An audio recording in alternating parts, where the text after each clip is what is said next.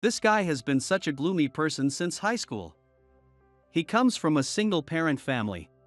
So he didn't go to college and only has a high school diploma. Isn't that kind of problematic nowadays? He says he works in the food industry. But it's just a ramen shop. Who's he trying to impress? A classmate who always looks down on me at these mixers where I was invited as a draw. I sighed inwardly, thinking, here we go again. But when one of the employees recognized me and revealed my true identity, the beautiful models at the mixer flocked to me. I'm Mike. After graduating high school, I started working in an old-fashioned ramen shop nearby and have been working there ever since. At the time, my mom encouraged me to go to college. But I brushed it off, saying, I have something I want to do. Coming from a single-parent family, I knew we didn't have the financial means for college. The ramen shop was a part-time job I stumbled upon, but the owner and employees were great, making it a fun place to work. Of course, I was proud of the ramen shop, but when asked about my job, I would simply say I worked in the food industry. Because I've been there for a long time and hold various positions, it's easier to summarize it that way. Most people are satisfied with that answer, but one guy would always mock me. That guy was James, a classmate from high school. I wasn't particularly close with James. In fact, we barely interacted. James dyed his hair bright colors, wore his uniform sloppily, and often got reprimanded by teachers. He was outgoing, but it felt more like he was overly familiar. Even though he had a girlfriend, he openly talked about hanging out with other girls and hitting on other people's partners. He was notorious for his womanizing, often making girls from other schools wait for him or walking around town with different girls every time. We were in the same class once, but I can count on one hand the number of conversations we had. I didn't even have his contact info, but one day, I ran into James at a trendy bar. Hey, are you Mike? At first, I was startled by the unknown guy suddenly talking to me. The guy who spoke to me was decked out in designer brands and had a well-tanned, fit body. I was confused, not recognizing him at first. What, you don't remember? It's me, James. James grinned at me. It was then that I finally remembered this overly familiar classmate. You're Mike, right? Wow, you haven't changed at all, hilarious. He kept slapping my shoulder as if he found something amusing. James went to a top university after high school and now works at a major advertising agency. He proudly shared that he was at the bar for a mixer with cute girls. Apparently, he's still living a flashy lifestyle. Mike, what are you doing here? I'm here for work. Really? So, what are you doing now? I work in the food industry. I answered as usual. Then, James burst out laughing. You're still working at that ramen shop? I was a bit annoyed by his sudden laughter, but arguing with him seemed pointless. James had always belittled me. I replied, yeah, that's right. Then James laughed even harder and said, seriously? Didn't you skip college? Still just working at the ramen shop? That's hilarious, man. An adult working at a ramen shop. That's too funny. No, it's not just the ramen shop. I was getting annoyed by his excessive laughter and tried to correct him. But he cut me off with, it's fine, it's fine. Don't bother saying you work in the food industry just to show off. Man, I haven't laughed this hard in a while. As James wiped tears from the corners of his eyes, I no longer had the energy to correct him. Just as I was thinking of leaving, James suddenly pulled out his phone from his pocket. Give me your contact info. I have tons of money now, so I'll treat you to some great food sometime. His mocking tone made me a bit annoyed. Not really. I can invite lots of cute girls too, come on. The screen on his phone showed pictures of him dining at a restaurant. He was posing with unknown women in front of delicious-looking dishes. Like this girl, or this one. Isn't it great to eat good food with cute girls? The dishes in the photos looked delicious. Honestly, I wasn't interested in meeting women, but the restaurants he frequented were well-known and places I had wanted to try, so I was tempted. James seemed to know many good places, even ones I hadn't heard of. As someone working in the food industry, visiting different types of restaurants is educational. So let's go eat sometime. It was clear that James intended to use me as a backup at these mixers. If he wanted to use me, I might as well take advantage of him too. I said, if our schedules match, and exchanged contact information with him. After that, I often got invited to mixers. James seemed to be quite the socialite, hosting mixers almost every week. Not only were the girls different each time, but the venue was rarely the same. I was impressed by his research skills, though it was all for the sake of mixers. And tonight, James was hosting another mixer. Given how many times he had emphasized, "I've gathered beautiful models, you have to come," it was clear he really wanted to get close to them. Mocking me to highlight his own success and wealth was James's usual tactic. Of course, it annoyed me, but it wasn't worth engaging with him seriously. I wasn't interested in models, but since tonight's venue was a place I wanted to check out, I reluctantly agreed to go. Tonight's mixer was at a stylish restaurant known for its fusion French cuisine. We were supposed to meet at the entrance. The first thing James said was, "I'm aiming for Mia tonight. I'm betting everything on tonight. I'm seriously going to win Mia over, so don't get in my way." He glared at me sharply, but I had no idea who Mia was. That's why I splurged on this high-end restaurant. "Mike, I invited you, so read the room." Even if I told him I was only interested in the restaurant and the food, he wouldn't believe me. I nodded non-committally, and James got all excited by himself. "Mia has 1 million followers as an influencer, and she's super cute. Plus, she's got a great body. I've got to get her." I was too speechless to respond to James, who was drooling over her. As the start time approached, I managed to cut the conversation short, and we headed inside the restaurant. In the private room we were shown to, 3 women were already waiting. As models, they were indeed all very beautiful. "Sorry to keep you waiting," James laughed. "Nice to meet you." The most beautiful woman smiled and greeted us. I found out her name was Mia during the introductions, and it was clear why James was so eager to win her over. With James's practice lead, we toasted and the mixer began. After the introductions, James launched into his usual bragging. As usual, I took pictures of the food and made notes about it. This guy just keeps taking pictures of the food, he's such a nerd. "Sorry about that," James said, feigning an apology, and then started his usual routine of putting me down. Ignoring him, I continued to taste the dishes and jot down my impressions. When addressed, I would answer, but for the most part, time passed with James talking to the women. "So, isn't this place super popular? How did you get a reservation?" When Mia said that, James eagerly leaned forward. "Actually, I know the owner here. Keep it a secret." James lowered his voice dramatically. "Wow, that's amazing." The women responded with exaggerated admiration. Feeling pleased with himself, James continued to talk about knowing the owner. For someone who claimed it was a secret, he sure was blabbing a lot. As I was internally sighing, I suddenly heard, "Hey, Mike," and looked up. Somehow, Mia had moved and was now sitting right in front of me. "Have we met somewhere before?" "Ha!" The way she said it felt like a pickup line, making my heart skip a beat. Even though I knew it wasn't, it was still nerve-wracking to hear from such a beautiful woman. "You look familiar, Mike." I don't think so. If I had met someone as beautiful as her, I wouldn't have forgotten." Just as I was about to say it must be a mistake, James interrupted with a loud, "No way.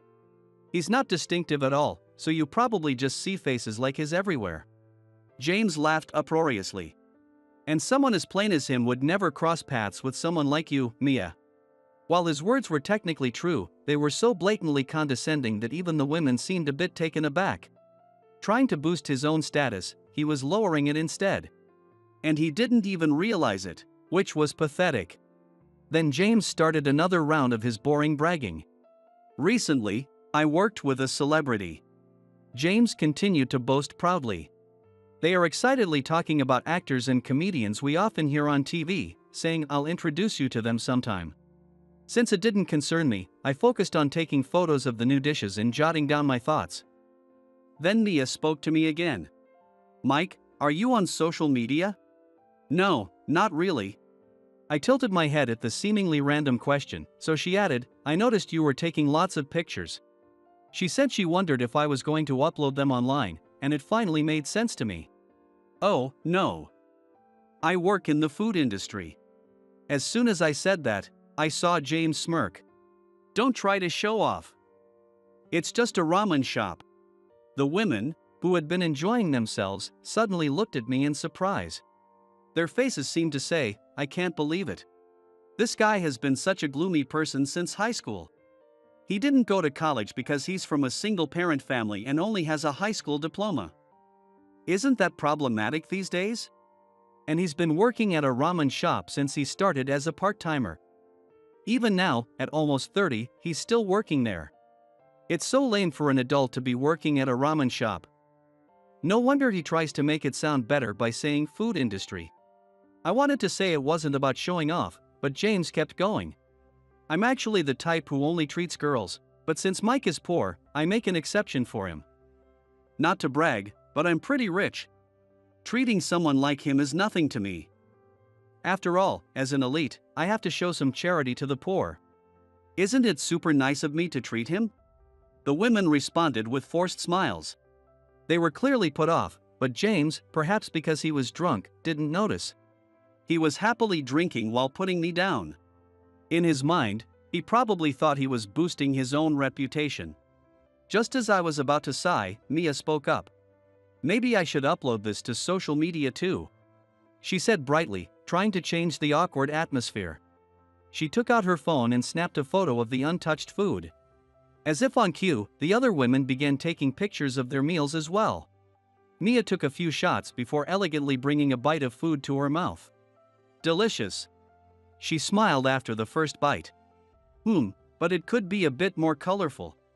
I couldn't help but react to her casual comment. What do you mean? Despite my eager question, Mia gave me a kind smile.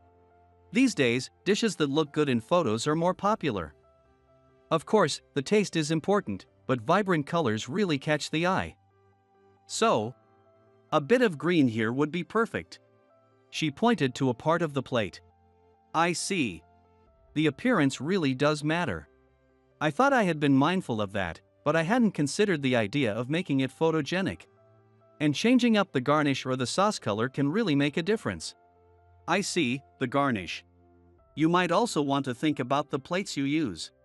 Mia continued giving me detailed advice I wouldn't have thought of on my own. As I was jotting down notes, James slammed his glass on the table, clearly displeased with me talking to Mia. Mike, read the room. You're just a ramen shop worker, acting like you know about cuisine? Colorfulness doesn't matter for ramen. The tension in the room spiked at James's irritated tone. Mike, you're ruining the meal. Just leave already. What? I'd never been openly criticized for taking photos and notes before. James glared at me, clicking his tongue in annoyance. Just go. Can't you see you're killing the vibe? I swallowed my retort that James was the one ruining the mood. I replied, but we're still in the middle of the course. I wanted to hear more of Mia's advice, but James seemed determined to kick me out. Shut up, you poor loser. This place isn't meant for people like you. Just get out. You're ruining the food. He waved his hand dismissively, and the atmosphere turned cold. Staying any longer would only make things worse. Though I was getting good advice, I had no choice but to leave. I decided to come back alone another time, picked up my stuff, and stood up. Ha! Go home and make some ramen, you poor loser. James laughed as I headed for the door, just as the next course was being served. The waiter holding the tray looked at me. Mr. Thompson, are you leaving? He addressed me. Before I could answer, James's foolish voice echoed in the quiet room. Mr. Thompson? What? Mr. Thompson? Did I hear that right? Am I drunk? James laughed. You must be mistaken, buddy. This guy's just a ramen shop worker. The waiter looked puzzled. Excuse me, but aren't you Mr. Thompson of Thompson International? Yes, that's right. I nodded. What? James shouted. The owner would like to greet you before you leave. Could you wait a moment? The waiter asked politely, and I nodded again. The reason I became known as Mr. Thompson was due to a particular encounter. After working at the ramen shop for a few years, a foreigner came in one day. His name was William, and he was so impressed with our ramen that he kept saying how delicious it was. He then suggested that if we took this flavor to the United States, it would definitely be a hit, and asked if we would join him. The owner, who was over 60, declined, saying it was impossible. But William was determined and started coming to our shop every day. Despite their ongoing standoff, William's enthusiasm never waned. Over time, I started talking to him in simple English. Looking back, my English was embarrassingly poor. Even so, William never laughed at me. He would speak in broken Japanese and use gestures to engage in serious conversations with me. Talking with William made me dream bigger, and for the first time, I found something I truly wanted to do. Until then, I had no ambitions, and had resigned myself to a mundane life. Wanting to change that, I begged the owner to let me take the ramen to America. At first, he told me not to, but after many requests, he finally agreed. That marked the beginning of my busy days.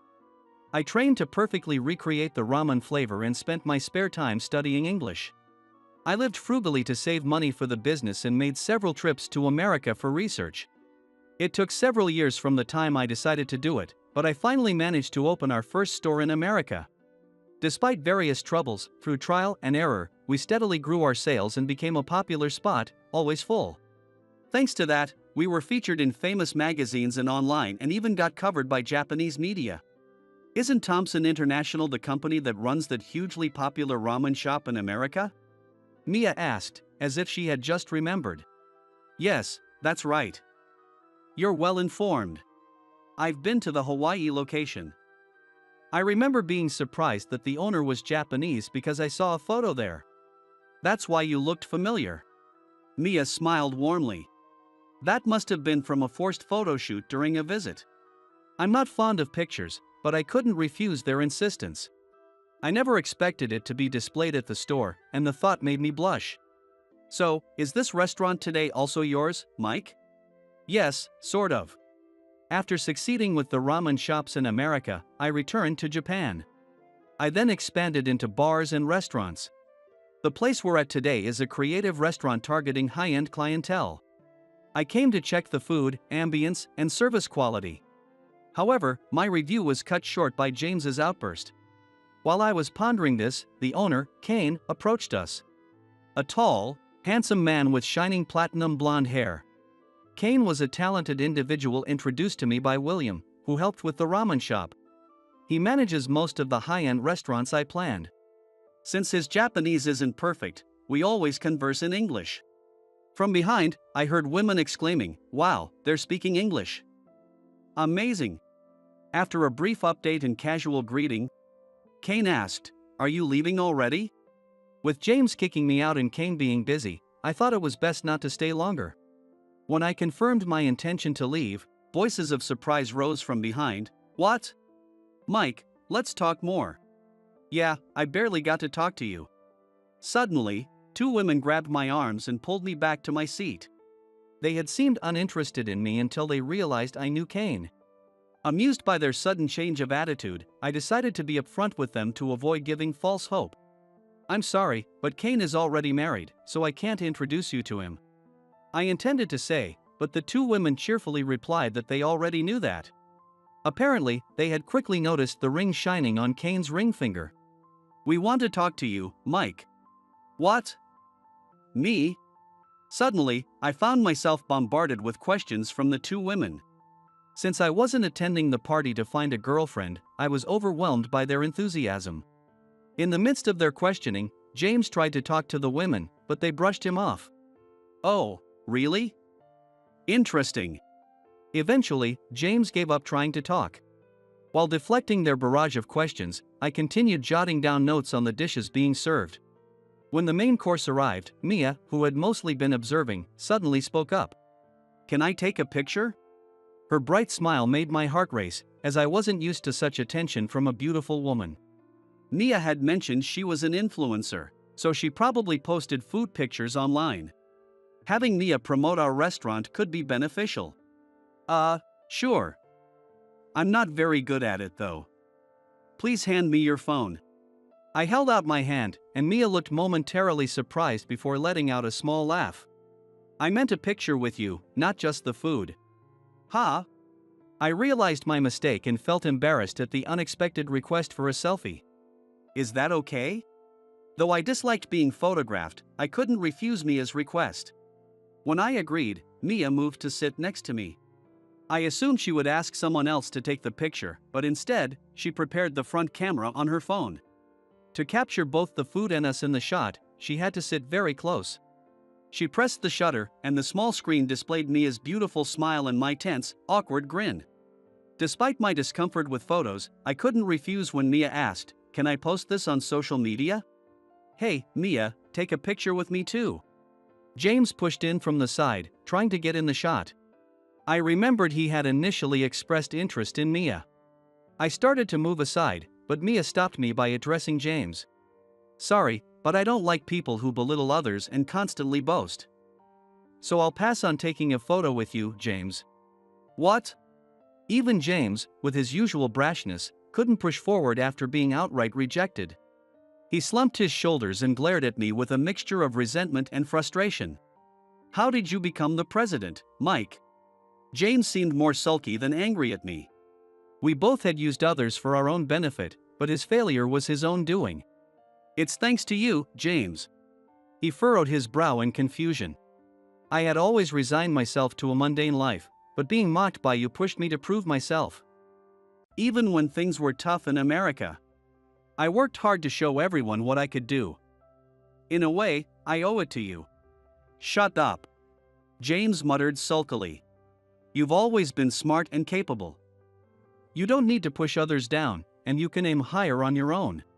Hearing that from a winner like you just sounds like mockery. "Damn it.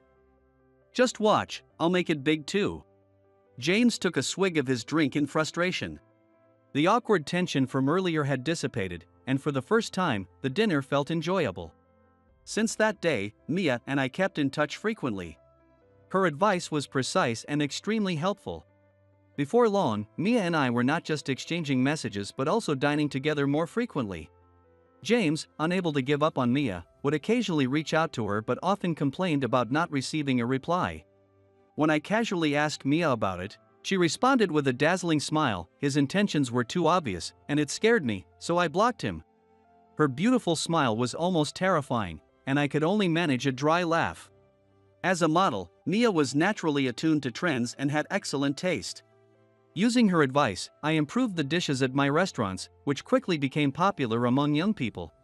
Mia, being an influencer, would post photos of the restaurants she liked, and whenever she shared about my restaurants, they became so popular that reservations were hard to get. Though our relationship began through work, Mia and I had become partners in our personal lives as well. We supported and sometimes scolded each other, building a strong relationship. I used to think someone like me can't achieve much. Being mocked hurt, but deep down, I might have believed that I deserved to be looked down upon. However, wanting to prove those who belittled me wrong is what brought me to where I am now. I learned that instead of dwelling on my frustrations, it's essential to turn every situation into an opportunity. I can never express enough gratitude for meeting such wonderful people. I want to continue living my life with gratitude and always look forward. Shall I pretend to be your girlfriend? Don't worry, I'm great at acting. Ha! I was quite troubled by my parents' persistent matchmaking attempts, and my boss, Emily, offered to pretend to be my girlfriend. She was way too beautiful to be my girlfriend, but it seemed like this would work out for now. However, on the day of the meeting, not only my parents but I too was shocked by an unexpected revelation.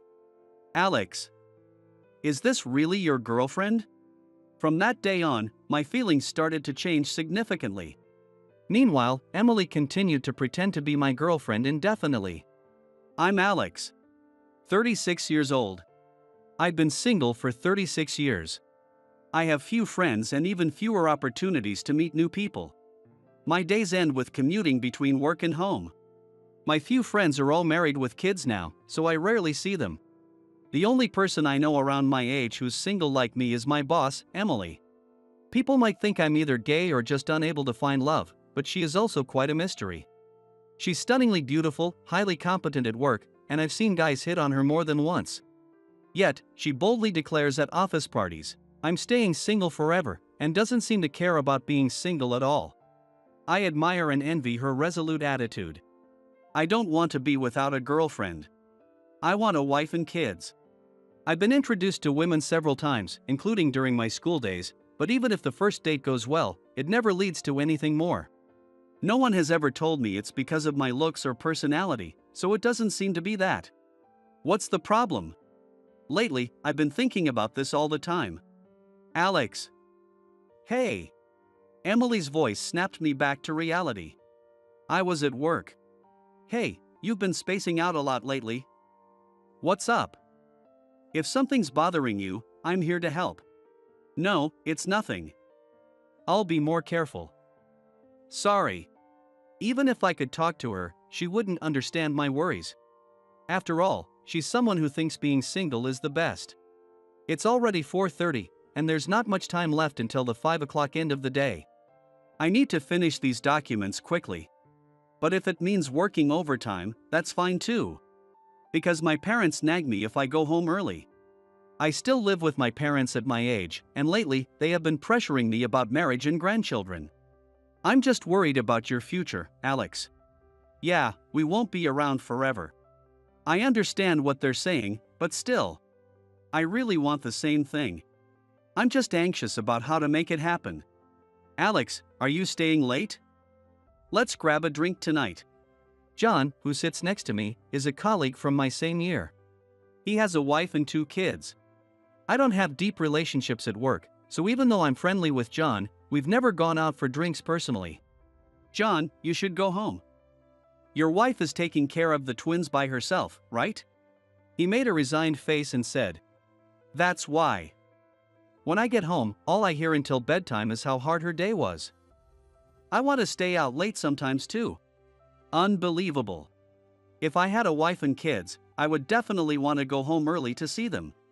But since I don't know what marriage is really like, maybe my thinking is naive. Maybe I should ask him about it over drinks.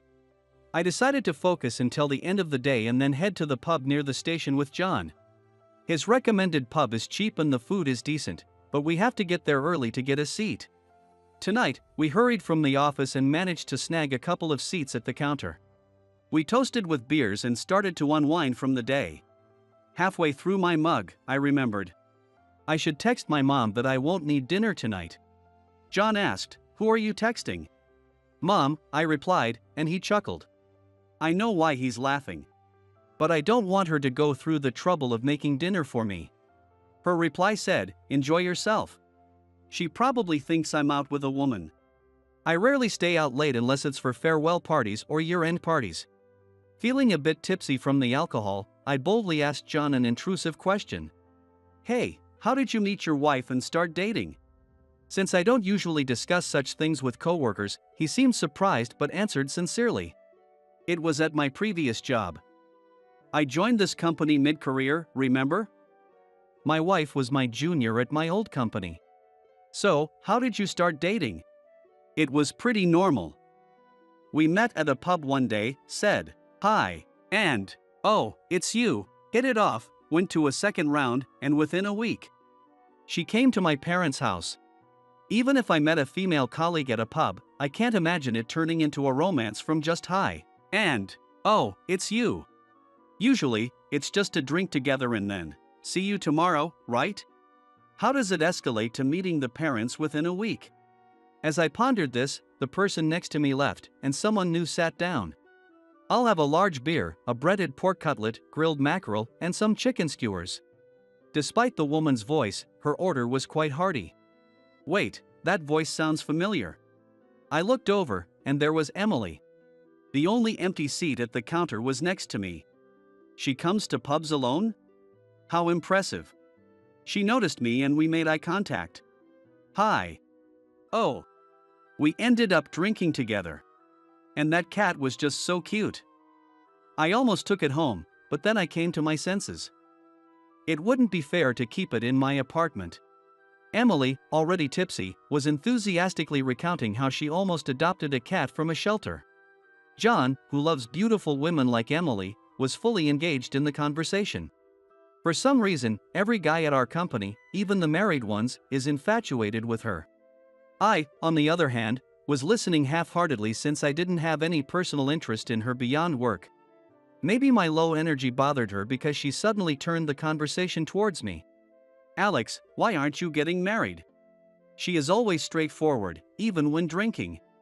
Of all questions, why that one? It's not that simple. I don't have anyone willing to be my girlfriend.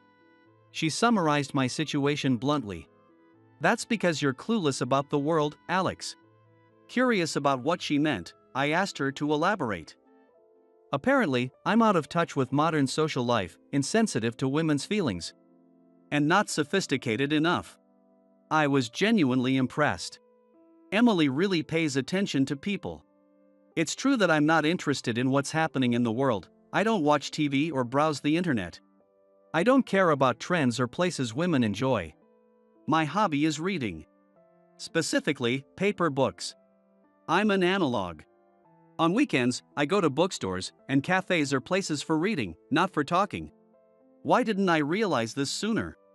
I should meet a woman who shares my love for books. When I get home, I'll look for a book club or some social group for adults. I felt a glimmer of hope and downed the rest of my beer. That's exactly the problem, Alex. That's why you're not popular. Emily said, exasperated. Huh? What do you mean? To put it nicely, you're super laid back. To put it bluntly, you're extremely self-contained. I may not be as outgoing as Emily, but how does she understand my thoughts so well? Is she a genius? Just as I started to take an interest in her, she had already moved on to another topic with John. We ended up at karaoke for the second round. Emily was an amazing singer. But I was exhausted from the unfamiliar night out, and my memory became hazy. When I got home past 11, my parents were grinning in the living room. I coldly told them, I just drank with a colleague. Seeing them visibly disappointed filled me with a sense of guilt. My parents are very close. During my teenage years, I found it embarrassing and would separate from them during family trips. As an adult, seeing friends pair up, I understood that love and marriage can be close bonds. But there are also guys like John who occasionally don't want to go home. My dad coming home on time every night and my mom greeting him with cheerful stories are probably more than just normal. I still don't get men and women at all. Anyway, I should take a bath and then read my mystery novel before bed. As I headed towards the bathroom, my mom called out, Alex, come here for a moment. I was seated across from my parents at the living room table. On the table was a thin photo album. Take a look at this. Mom opened the album to reveal a woman in a flashy dress. I had a bad feeling. Isn't this a matchmaking photo? Dad started to explain. Your aunt from California has been suggesting this for a while. I always thought it'd be better for you to marry for love. So I turned down the matchmaking offers. But since you have no one, Dad emphasized the importance of marrying for love because that's how they did it. Having seen their happiness, I can understand that. But this woman. Isn't this Sarah, Auntie's neighbor? Sarah is 5 years older than me and used to bully me when we visited her place during holidays. She was bossy, took my toys, never waited her turn, and flipped the board when she was losing. Even when we met as teenagers, her nasty attitude hadn't changed. You're so gloomy, Alex, always reading. No wonder you can't get a girlfriend. You're so dull, Alex. Not kind, not attentive. She'd constantly point out my flaws and make snide comments. She probably hasn't changed as an adult. I'm not in a position to be picky, but she is a bit too much for me. Sarah has had far fewer opportunities now that she's 41. Alex, you used to play together a lot, didn't you? Since you already know her, you know what kind of person she is. Knowing what kind of person she is exactly why I don't want this, but saying that would embarrass my aunt. Is it her age that bothers you? Nowadays, there are more hospitals that ensure safe deliveries even for older mothers. Times have changed for the better. Wait, are you saying it's because of her age? How dare you? If you criticize a woman's age, it hurts me, too. That's just how women are. I couldn't find a good reason to refuse. It's not about the age, but something else. At 41, Emily is also that age. But she has a great personality. Alex, you're not really rejecting her because of her age, are you? Hey, Alex, you'd better not make Mom mad. Feeling cornered by them, I blurted out. Well, actually, I do have a girlfriend. She's around 40 and works at the same company.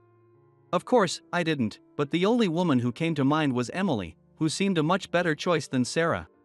They were momentarily stunned and then broke into big smiles.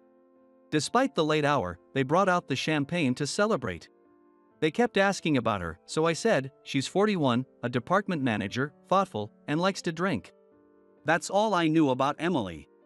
Great, bring her over soon. How about the holiday next week? I had no chance to object to Dad's suggestion.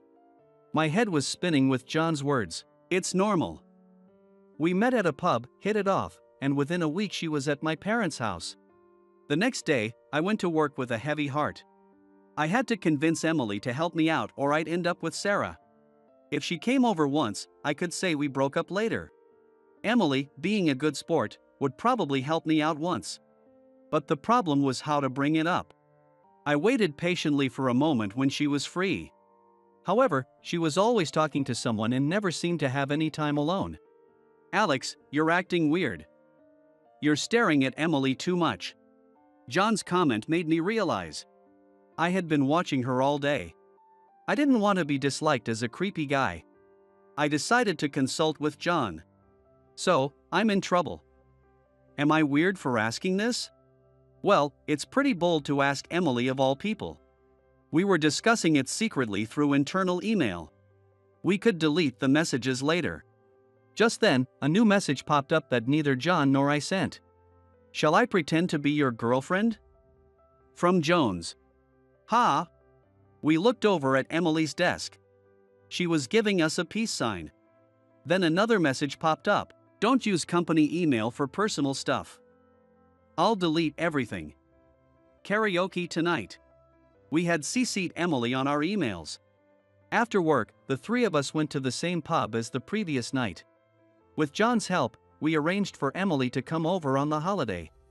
Leave it to me, I'm great at acting. She said confidently, and a drunken John enthusiastically agreed. Absolutely. He seemed to be enjoying this as if it were someone else's problem. The day finally arrived. I left my house, which was in chaos with deliveries from the pizza place, liquor store, and flower shop, to go meet Emily at the station.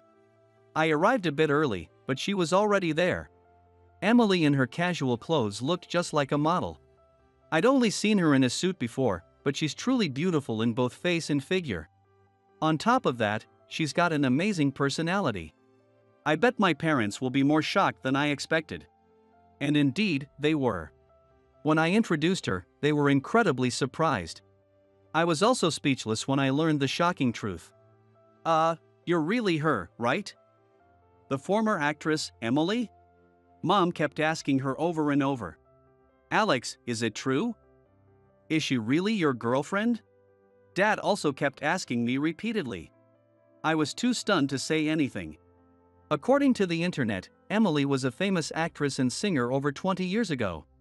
She retired suddenly when she was young and was rumored to be working a regular job somewhere. I felt depressed about my own ignorance. That's why so many people at work, married or not, treated her specially. Emily enjoyed the food, drinks, and flowers. My family was giddy the whole time.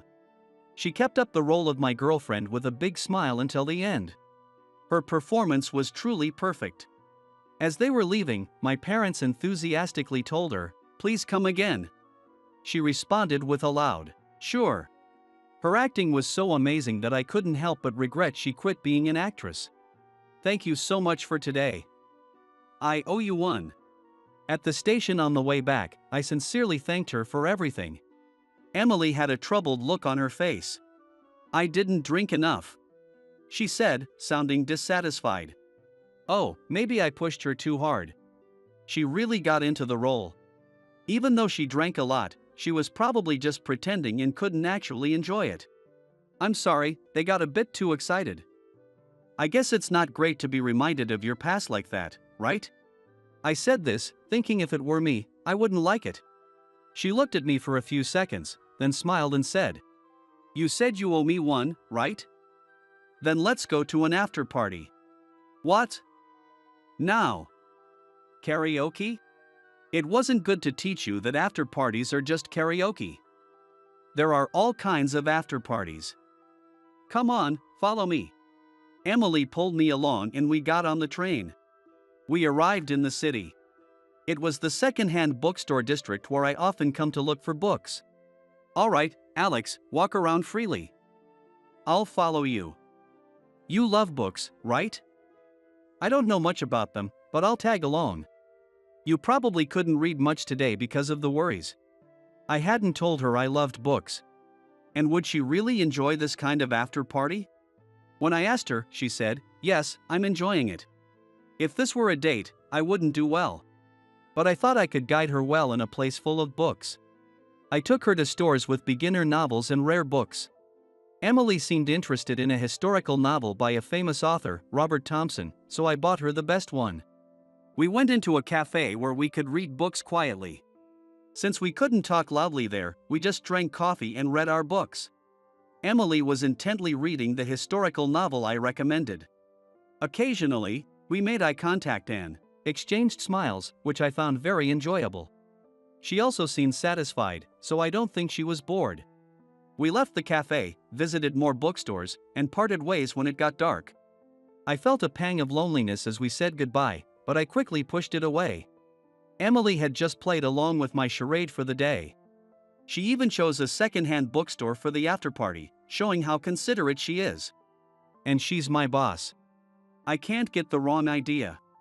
We aren't even compatible. After all, she's a former celebrity. The next day at lunch, I was about to go to a diner with John. At that moment, Emily appeared. She was carrying a large bag. I made lunch. Let's eat together, the three of us. John had been excited about having a pork cutlet set meal today, but he immediately changed his tune, eagerly saying, "Absolutely, absolutely," and started acting all smitten. "You're married," I thought irritably. The weather was nice, making the company cafeteria's terrace pleasant. Her lunch was lavish, with many dishes, including pork cutlets, and it was delicious. Once we were full, she showed me the book she bought yesterday. I finished it. Your recommendation. What is the author trying to say? It was 400 pages long, and she had already read it. I actually don't like Robert Thompson. He often appears on TV, making pretentious comments. However, the book I gave her was excellent and was even made into a movie. Not wanting to lie, I admitted my usual dislike for Thompson and explained, "The theme of this work is infidelity. It highlights the good traits of the male side. His point is probably the manly spirit. But the portrayal of the wife being cheated on is superb." I see, Emily said, deep in thought. The rest of the lunch break ended with John reacting strongly to the word infidelity and me trying to calm him down. At the end of the workday, John, feeling too bold, invited her for drinks, but she declined and left. I felt a twinge of expectation myself and chastised myself for it.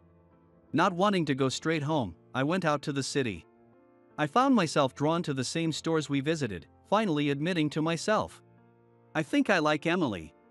This was a new feeling for me. The following week, an article about Robert Thompson's infidelity appeared in a magazine.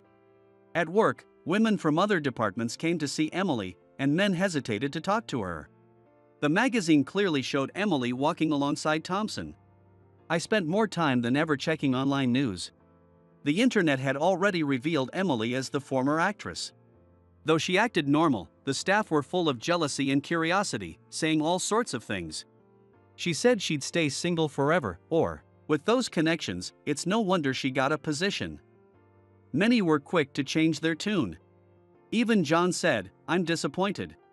I chose to ignore them. I also treated Emily normally, not mentioning the gossip. She quietly told me, "I'm used to it," but she looked sad. When I got home, my parents were acting strangely. "Alex, I made your favorite hamburger steak with just beef today. How about we watch a movie instead of TV tonight, Alex?" To my parents, I was a poor son being toyed with by a former actress. Their concerned behavior was so painful to see that I decided to tell them the truth. As dinner was prepared and Dad was browsing movie channels, a movie adaptation of Thompson's novel appeared on the screen. It was clearly a promotional stunt taking advantage of the scandal. Seeing him hastily turn off the TV made me feel even worse, so I decided to tell the truth right away. "Hey, about Emily." Just then, the doorbell rang. Mom went to answer it and brought Emily into the living room. "Excuse me for intruding. I'm sorry for coming so suddenly. There was a bit of trouble when I got off at the nearest station." She explained that she came to apologize but hesitated, thinking it might be inappropriate. Then, people around her started to notice her. Someone even yelled, "Cheater," at her. That led to a crowd gathering, as people noticed her and joined in, some for amusement. She ran away from the station, circling around until she finally arrived at our house. I wandered around for about an hour, so no one followed me. My parents had uneasy expressions. No one said a word. As I was about to muster up the courage to speak in the awkward silence, "I'm sorry for causing a scene. But it's true that I'm dating Alex. I'm only seeing Alex. Can you believe that?" Emily said something unbelievable. My parents turned to look at me. I naturally turned to look at Emily. She was staring at my parents. The next person to break the strange silence was my dad. "Ha ha. We don't doubt you at all. Our son would never lie to us." Then Mom followed suit. "Oh, of course. We raised him better than that. Right, Alex? We trust whoever he chooses." Their unusual tone was somewhat amusing, despite the situation. Feeling relieved by the slightly relaxed atmosphere, I was finally ready to tell the truth. "Dad, Mom, I'm sorry. Actually." But they weren't listening to me at all. Emily had started to cry. We waited quietly until she stopped crying. After she calmed down, she shared her truth. 21 years ago, Emily was offered the lead role in a film based on a novel by Robert Thompson. She was thrilled, but Thompson's side imposed a condition. The condition was that she would be an exclusive actress for all of his works for the next 20 years. Her agency was concerned that this would limit her opportunities, especially overseas, and tarnish her pure image due to Thompson's notorious reputation with women. After many negotiations, the film offer was withdrawn. The office was talking about continuing to work hard while waiting for a big opportunity, but a few months later, an unexpected notification arrived. It was a copy of a contract agreeing to Thompson's terms. Both Emily and the office had been deceived. But the contract that had been signed couldn't be undone. The contract stipulated that an unfair portion of Emily's earnings would go to Thompson, meaning the more she worked, the more the office would end up in the red. It felt like something the mob would do, but there was nothing they could do about it. Emily couldn't star in the film, continue her career, and had a regular obligation to accompany Thompson until her 42nd birthday. Believing she couldn't have a normal marriage with such a burden, she gave up and often declared her commitment to staying single. Soon, that obligation would end, but their last meal together was caught by a tabloid. It was likely a deliberate setup by Thompson's side, either as harassment or blackmail. She regretted not considering this possibility. From the way she occasionally stumbled over her words, I realized the story was true. But from this point on, I wasn't sure how to take it, and I was at a loss. I was considering a normal, happy marriage with Alex, but with all this trouble, I don't think it's possible. But I was serious about it. Please believe me. She said it all so smoothly that I couldn't tell if she was acting or being sincere. I had no clue. After all, I hadn't even told her my own feelings yet. My parents, who had been listening to her story intently, looked at each other and then said in unison, "It's no trouble at all. Please marry our son." Their perfect synchronization showed how close they were. I was the only one who was flustered. Emily's eyes sparkled. "Really? Are you sure someone like me is okay?" They nodded enthusiastically. I couldn't grasp the situation and tried to interject. But every time I tried, Emily would speak over me. Without being able to say anything, Emily and my parents were getting along splendidly. "So, Emily, what do you like about Alex? When did you first think that?"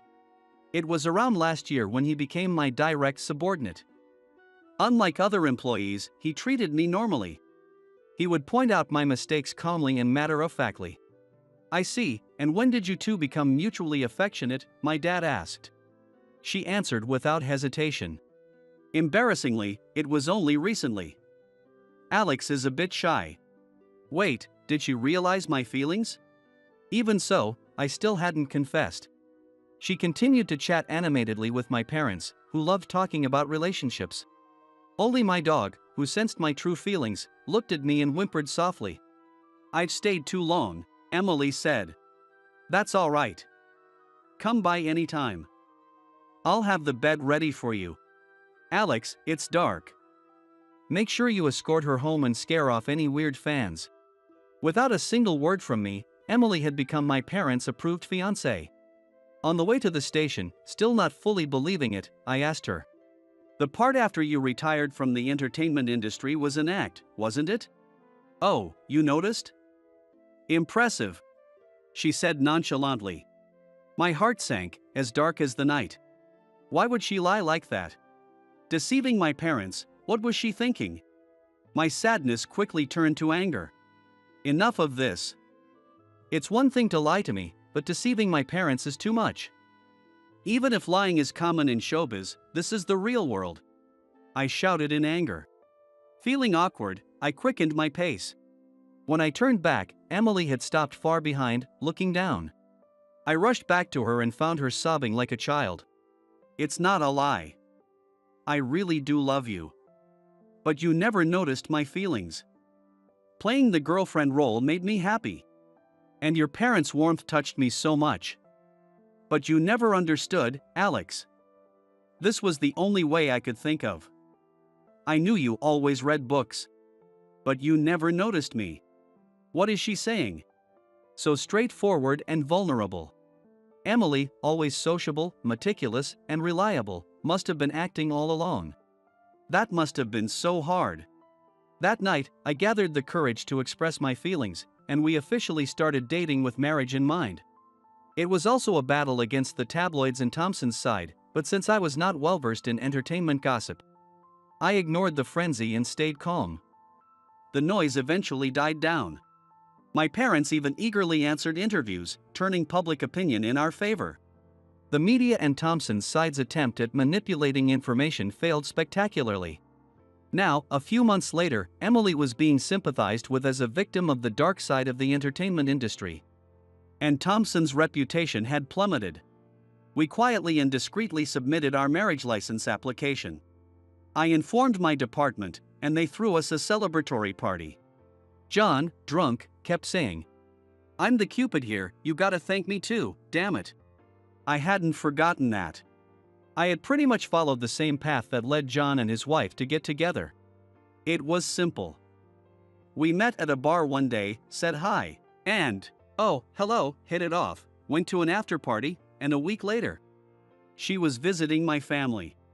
Thinking back, it was so similar that it made me laugh. These things do happen like that. The celebration seemed likely to go beyond a second party into a third. "Alex, you should call your mom and let her know you won't need dinner," Emily suggested. Emily never laughed at me for checking in with my mom about dinner plans. It wasn't just that Emily and my mom got along well, but Emily had grown up without knowing her own parents. She believed that if you have parents, it's only natural to thank them and keep them informed about your life. She admired that I maintained such a close relationship with my parents even as an adult. I also felt a renewed sense of gratitude toward my parents. The happiness of falling in love, getting married, and becoming a family is wonderful. The bond I thought didn't exist was right in front of me. I was wrong for not seeing it. While my indifference worked to our advantage with the media, I wanted to be more sensitive and caring towards the people close to me, like family, friends, and colleagues. I aim to grow more as a person. I hope Emily and I can become a couple who stay as close as my parents are.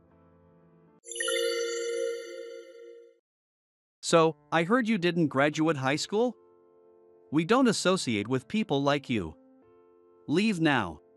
Kevin, one of my company's employees, was about to close a deal. Suddenly, Mr. Smith, the president of the client company, declared that he would not sign the contract. And the reason was absurd. it was that Kevin hadn't graduated high school. We're a large corporation with many subsidiaries. All our employees are college graduates, and many have even graduated from Ivy League schools. Do you think a company like ours would do business with a company that hires people like you? It's true that Kevin didn't graduate high school, which might lower his social value. So, Kevin couldn't argue back against Mr. Smith's words. However, this was a deal Kevin had meticulously prepared for. I couldn't forgive Mr. Smith for belittling him for something unrelated to the job itself. Understood.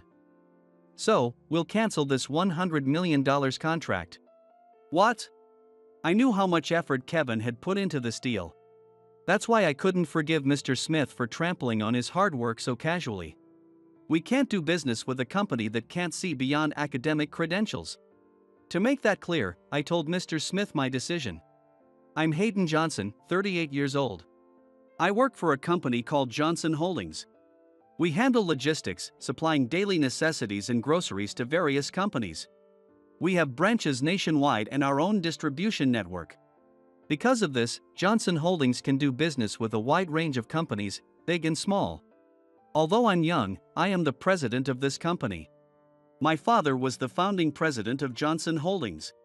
At 70 years old, my father retired from his position. I inherited the company as the second president, learning about management from my father while working hard every day. Mr. Johnson. What's up? While I was working, a salesperson knocked and entered my office. When I was first appointed as the young president, I was nervous. But now I have built a trusting relationship with my employees and can manage the company smoothly. I was worried about being underestimated, but my youth turned out to be an advantage in management. It seems that my young age makes it easier for employees to approach me with concerns. Do you know a company called Smith Trading? Yeah, I know them. They also do wholesale business, right? We received a message from their sales manager, Taylor. They are interested in our products and services and want to discuss a potential deal. Is that so? That's great news. The employee then lowered their voice. And, well, they mentioned they have $100 million ready. $100 million? $100 million is a significant amount. Although I haven't heard the details yet, the deal would likely last for about a year if it goes through. Yes. I thought it would be best to report this to you rather than just handling it within the sales department. Thanks, I appreciate it. I nodded at the employee's words. If you assign this to Liam, the head of the sales department, I'll inform him myself. Right. I'll think about who to assign it to. I'll talk to Liam about the situation. Understood. Thank you. Although there are occasional rumors about Smith Trading, they haven't publicly caused any scandals. And $100 million is a tempting amount for Johnson Holdings. I discussed it with my father and decided on the employee to entrust this important deal to. Me? Are you serious? Kevin was so surprised by my decision that his eyes nearly popped out. Kevin is still an employee at 30, but he is exceptional and seen as highly promising by the management. Your sales record is outstanding. That's why I'd like you to handle this matter. But I'm just a regular employee, and I've never handled such a big deal before. Someone like Liam might be better suited for this. I've already discussed this with Liam. Even with his input, we concluded that you should take this on. I see. But my educational background is. In fact, Kevin didn't graduate from high school. His parents passed away from illness when he was young. Despite having no issues with his academic abilities or social skills, he had no choice but to start working right after graduating from middle school. He has been working since he was 15, gaining experience, but his lack of formal education made it hard to find stable employment. However, his drive and potential impressed me during his interview, so I decided to hire him. Kevin quickly acquired new skills and significantly improved his sales performance, exceeding my expectations. In an industry dominated by large corporations, his lack of a high school diploma stands out negatively. This means that people in the industry know about his background and sometimes make hurtful comments during business meetings. Your educational background doesn't matter. I know how capable you are. Handling a big deal is different and challenging. but I'll support you as much as I can. You can also rely on Liam. I reassured Kevin, who was hesitating. If this deal succeeds, I'll consider promoting you if you're interested. So, why not give it a shot? Alright, I'll do my best. Kevin seemed to draw strength from my trust and nodded confidently. His face was filled with determination. I heard Kevin is taking on a $100 million deal. I believe he can do it, but he's understandably nervous. That's what Emily said. She works in the accounting department. Known for her beauty, she is actually dating Kevin. Both are highly capable at work and attractive. They make a very fitting couple.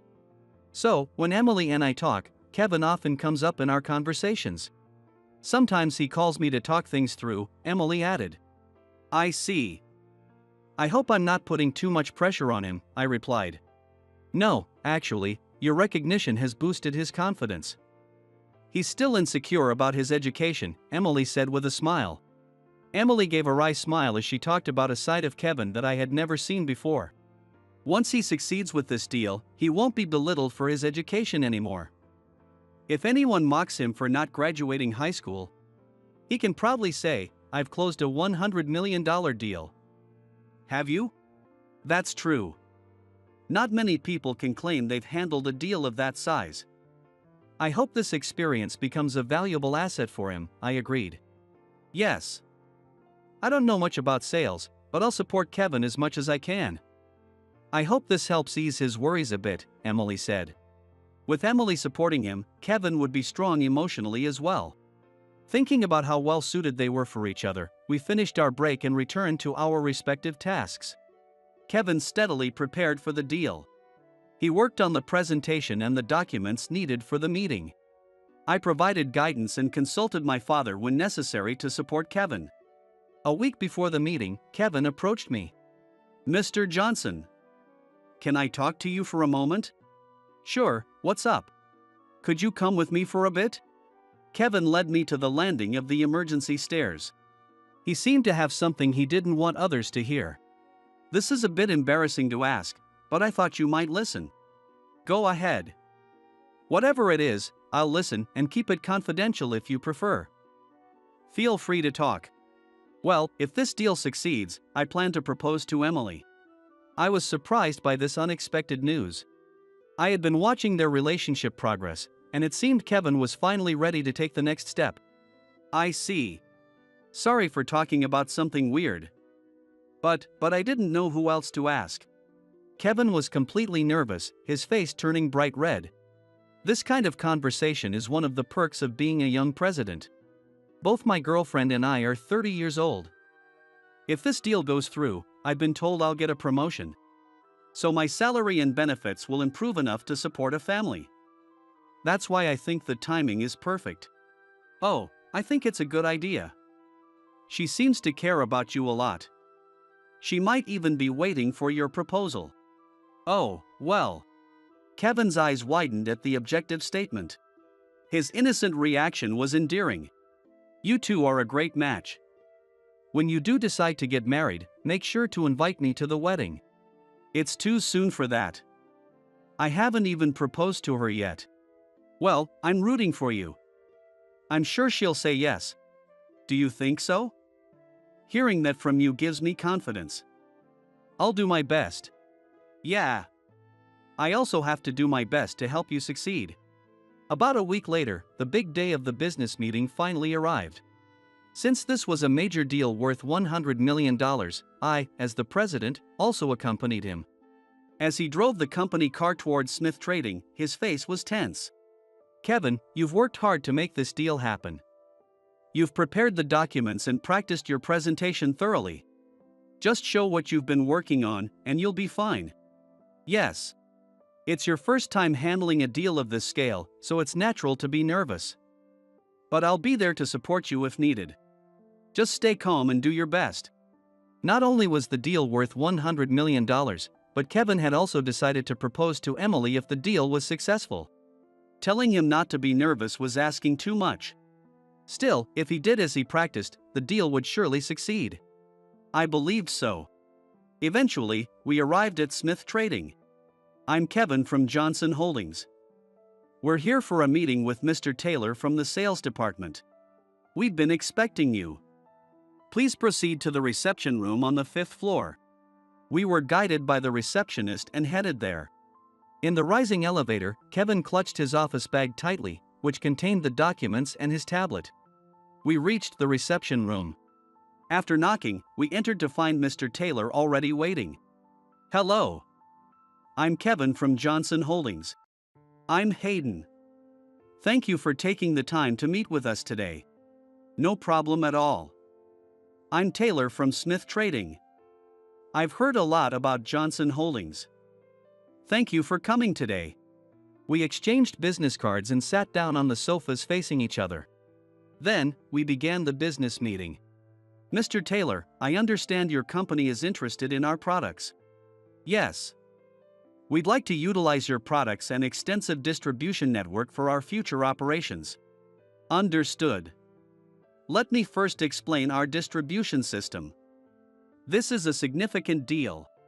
But I believe this will give you confidence in using our products and services. Thank you. Please go ahead. Kevin prepared the meticulously crafted documents. He began presenting the products and distribution services of Johnson Holdings. Wherever the copied documents were insufficient, he flexibly used the tablet to display additional materials. He answered Mr. Taylor's questions accurately and courteously. Mr. Taylor seemed positive about the deal, accepting Kevin's presentation favorably. As they negotiated the contract terms, the meeting approached its conclusion. If you're satisfied with these contract terms, please sign here. Yes. I'd like to proceed with the contract. Mr. Smith has entrusted me with this matter. Mr. Taylor took out his pen and was about to sign the contract. However, the door to the reception room suddenly burst open. An elderly man, who appeared to be over 60, entered without even knocking. Hold on. That contract is cancelled. Mr. Smith. Taylor exclaimed in shock. It seemed that the man who had rudely appeared was Mr. Smith, the president of Smith Trading. Ignoring Taylor, Mr. Smith strode over to us with large steps. He then spoke with a mocking smile. Kevin, right? Yes. Kevin, unexpectedly addressed by Mr. Smith, stiffened in surprise and stood up straight. I heard you didn't even finish high school. We don't deal with lowlifes. Leave now. What? Kevin's eyes widened at the unexpected reason for the rejection of the deal. I thought the name Kevin sounded familiar. You're well known in this industry for not having a high school diploma, aren't you? That's. The fact that Kevin hadn't graduated from high school was a whispered fact within the industry. I was well aware of it too. However, neither Kevin nor I had anticipated that his educational background would be pointed out in this business meeting. Our company is a large enterprise with many subsidiaries. All our employees are college graduates. And many are elite graduates from top universities. Do you think a company like ours would do business with one that employs someone who didn't finish high school? Kevin couldn't respond to Mr. Smith's words. He understood that in society, educational background is one of the measures that determine the value of a person. That's why he couldn't counter Mr. Smith's words. At that moment, I recalled some unsavory rumors about Smith Trading. And I realized those rumors stemmed from Mr. Smith. Indeed, Kevin hadn't finished high school. However, his dedication and skills in his job were on par with, if not better than, those of college graduates. And he had been working hard to ensure the success of this deal. It was unacceptable for Mr. Smith, who didn't know this, to dismiss him based on his educational background. Understood, then this $100 million contract is cancelled. What? Mr. Smith was surprised by my unexpected statement. It was natural for him to be shocked since I had entrusted this important deal to Kevin, a reliable employee, and supported him to ensure its success. Hearing me say it was cancelled must have been a shock. Mr. Smith laughed dismissively at me. Hey, what authority do you have to say that? Aren't you just a regular employee? Acting all high and mighty. Mr. Johnson. Please wait. This can't. Kevin also spoke in surprise at my words. I had told him I wanted this deal to succeed and entrusted him with it. So naturally, he was shocked to hear me say it was cancelled. Hearing Kevin's words, Mr. Smith seemed to realize something. "Wait, Johnson?" Mr. Smith, clearly out of place, spoke up, and Taylor hastily replied. "Yes, Mr. Smith. He is Mr. Johnson, the president of Johnson Holdings." Because of my young appearance, Mr. Smith probably hadn't imagined I was the president. He blinked in surprise. At that moment, I confronted Mr. Smith with the consequence of underestimating Kevin. "Unfortunately, we have other options for this deal." Kevin prepared materials that are very clear and can be easily adapted for those other options. A company with a president who belittles our employees because of their educational background is not one we can do business with. It's unfortunate. We wouldn't want to deal with a company that puts someone who didn't finish high school in charge of a $100 million deal. Looks like we're on the same page. Exactly. If this deal falls through, it will be a significant loss for your company, but good luck. Mr. Johnson is right, Mr. Smith. What are you saying? What? Taylor hurriedly spoke to Mr. Smith. Although I had heard about the financial situation of Smith Trading, he seemed to be fully aware of it. Because of your arrogant attitude, our company is losing clients. Haven't you noticed that more and more companies are cutting ties with us recently? I did notice that our deliveries have been fewer lately, but companies are dropping us because they don't like how you disrespect them. Taylor told Mr. Smith, who seemed oblivious to his own role in the situation. Is a degree really that important? Well, of course. Sure, our company's hiring criteria require a degree, so only college graduates work here. But what does that matter? He gave a convincing presentation. Losing business over something as trivial as educational background is a huge waste. But, even with Taylor's persuasion, Mr. Smith couldn't let go of his pride. However, Smith Trading's financial situation likely didn't allow for such vanity anymore. We contacted many companies, and only Johnson Holdings responded. If we don't seal this deal, our company is finished. Hearing Taylor's desperate plea, Mr. Smith finally seemed to grasp the gravity of the situation. Kevin, Mr. Johnson, please, we need this deal. Realizing his company's crisis, Mr. Smith's attitude changed dramatically. But the response to his words was already decided. No matter what you say, we're canceling this contract. What? We have $100 million ready. That's why we have other options for a $100 million deal. As I said, we cannot continue doing business with a company that disrespects our valued employees over trivial reasons like educational background. Goodbye. Hey, Kevin. Mr. Johnson. Damn it. Mr. Smith shouted in frustration, but we didn't respond and left the room. Kevin followed behind me. Though the outcome was unexpected, I don't think it was wrong. Mr. Smith will soon realize the magnitude of what he's lost due to his actions. In the company car on the way back, Kevin spoke. Thank you, Mr. Johnson. Not at all. I'd heard rumors about Smith Trading, but I never thought Mr. Smith would be such a troublemaker. I'm sorry you had to go through that. No, it's quite all right. Thanks to you, Mr. Johnson, things turned out for the better.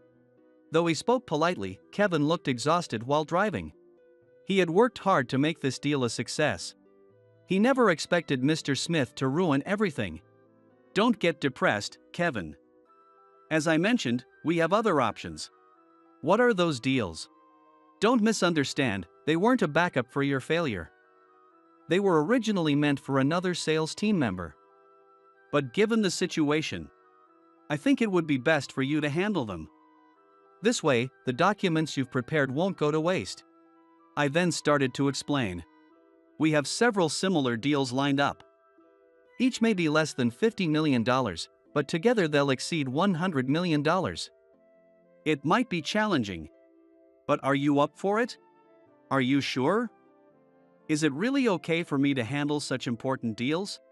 You're bound to be promoted to a manager or director someday. That's why I want you to gain as much experience as possible.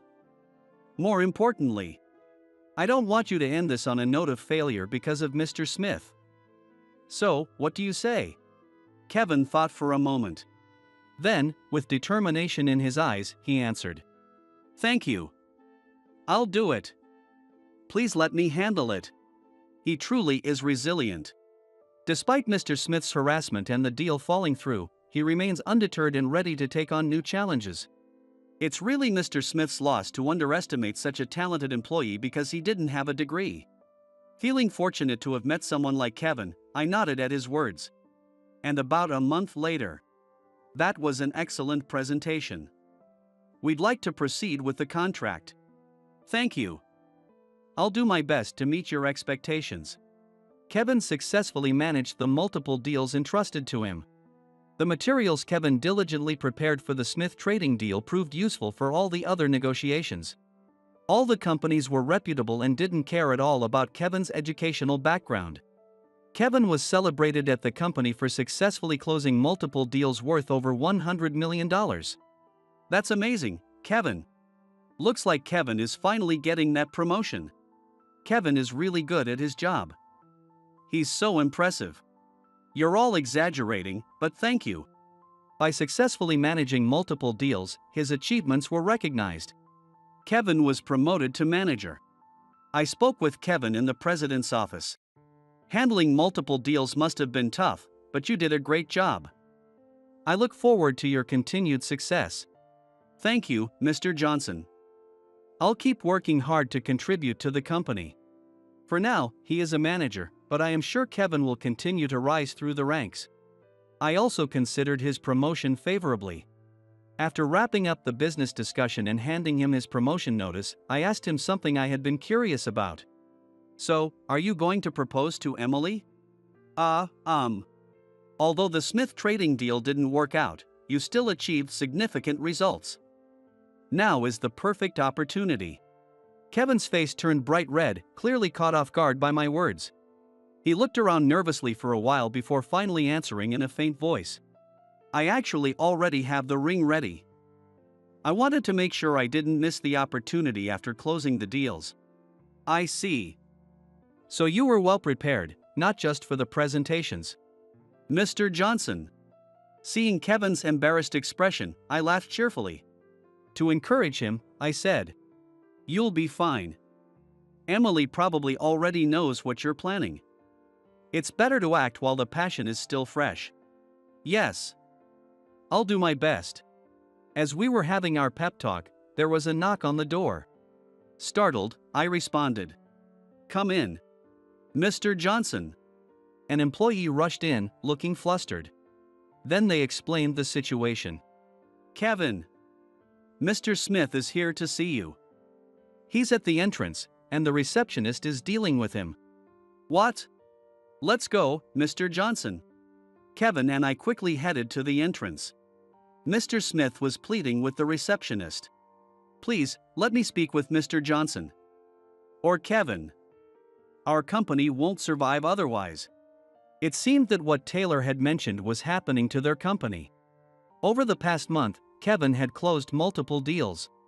Meanwhile, Smith Trading struggled to find business partners, and existing clients kept dropping them, pushing their business into deeper trouble. We approached the distressed receptionist. "Mr. Smith." "Oh, Mr. Johnson, Kevin." Mr. Smith approached us as if he had found his saviors. Who was it that mocked Kevin for not having a degree and ruined a critical deal? "I'll talk to him, please give us some privacy." "Yes." The receptionist headed back into the office. Clearly, witnessing a delicate conversation between two presidents would make her uncomfortable. Once the employee left, Mr. Smith apologized deeply. "I apologize for the other day. I deeply regret my misguided words to Kevin." Although his words and demeanor showed regret, it was hard to tell how genuine he was. It seemed he might be apologizing only because he had no choice but to try to save his company's financial situation. Regardless of his true feelings, I no longer had any intention of listening to him. Unfortunately, we've already found other business partners. We have no intention of resuming our dealings with Smith Trading. Please leave."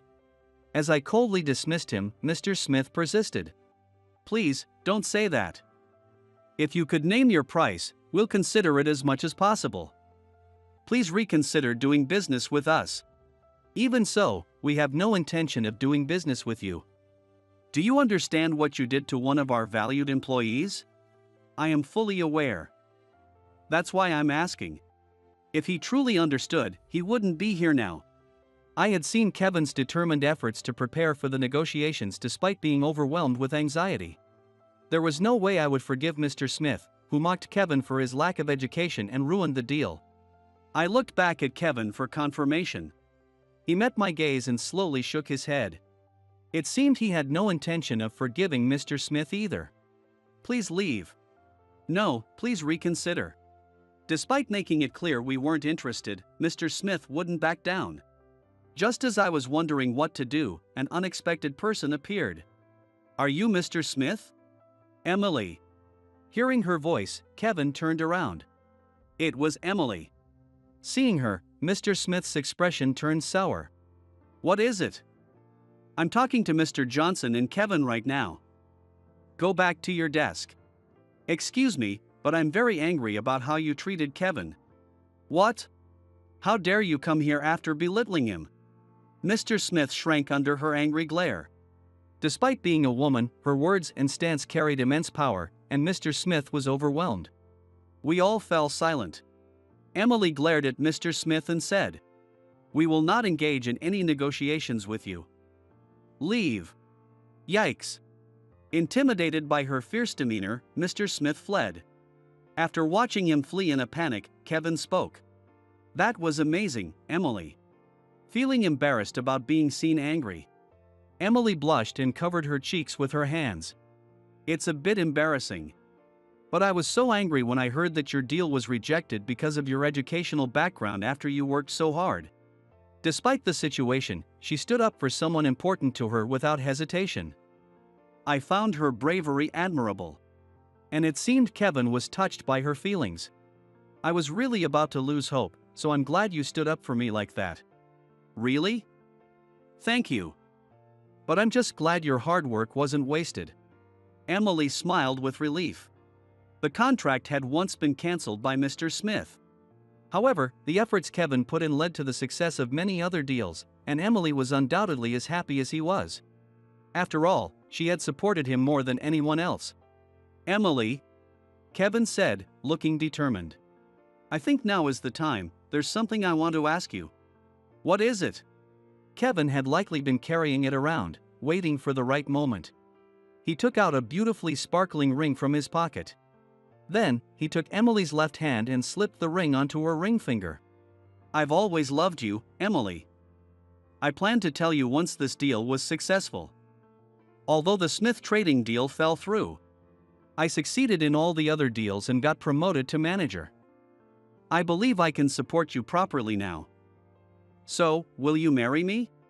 Kevin's expression was filled with nervousness. He might have been more anxious than when he was during the Smith trading negotiations. It was natural since this was a moment that would significantly shape his future. Emily was surprised by the unexpected proposal. But soon, she smiled and responded. Yes, I will. Time passed, and we heard that Smith Trading had gone bankrupt. They had insulted their business partners for lacking college degrees. Moreover, there were many stories within the industry about Mr. Smith looking down on his partners. No company would want to do business with such a firm. So it was only natural for Smith Trading to go under. Taylor, considering whether to find another job, was scouted by me. He was an excellent employee who understood the situation and could speak up even to a president. Letting someone as talented as Taylor go to waste would be a great loss. He happily accepted the offer and has been performing exceptionally well in the sales department of Johnson Holdings. Eventually, Kevin and Emily got married. And now, I am attending their wedding. Kevin, in his tuxedo, and Emily, in her white wedding dress, looked incredibly happy. Seeing them finally achieve happiness made me proud as their employer who supported them throughout. As their boss, I was asked to give a speech. About 6 months ago, Kevin successfully closed deals worth over $100 million in total. Many of you might already know about his outstanding achievements. However, there's another story related to this that I am aware of. Kevin, realizing what I was about to share, blushed with embarrassment. Actually, Kevin had confided in me that he planned to propose to Emily if the deal succeeded. Believing it was a decision worth making, I encouraged him. He took on the challenge not only to contribute significantly to Johnson Holdings but also to become someone worthy of Emily. And through his hard work, he successfully closed multiple deals. Everyone listened intently to the story of Kevin's efforts. Meanwhile, Emily was very worried about Kevin and supported him behind the scenes.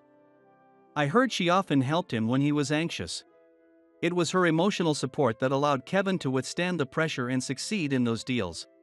Many guests were unaware of Emily's efforts to support Kevin. As I spoke about her dedication, the guests listened attentively.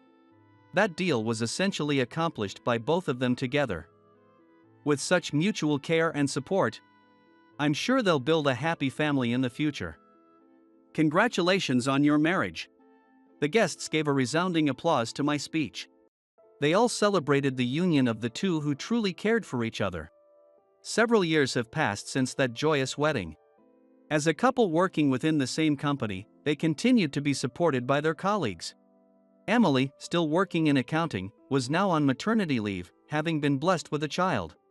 Meanwhile, Kevin continued to excel as a manager and was now considered a candidate for the next department head. Seeing a happy family being built within my company brings me great joy as their president.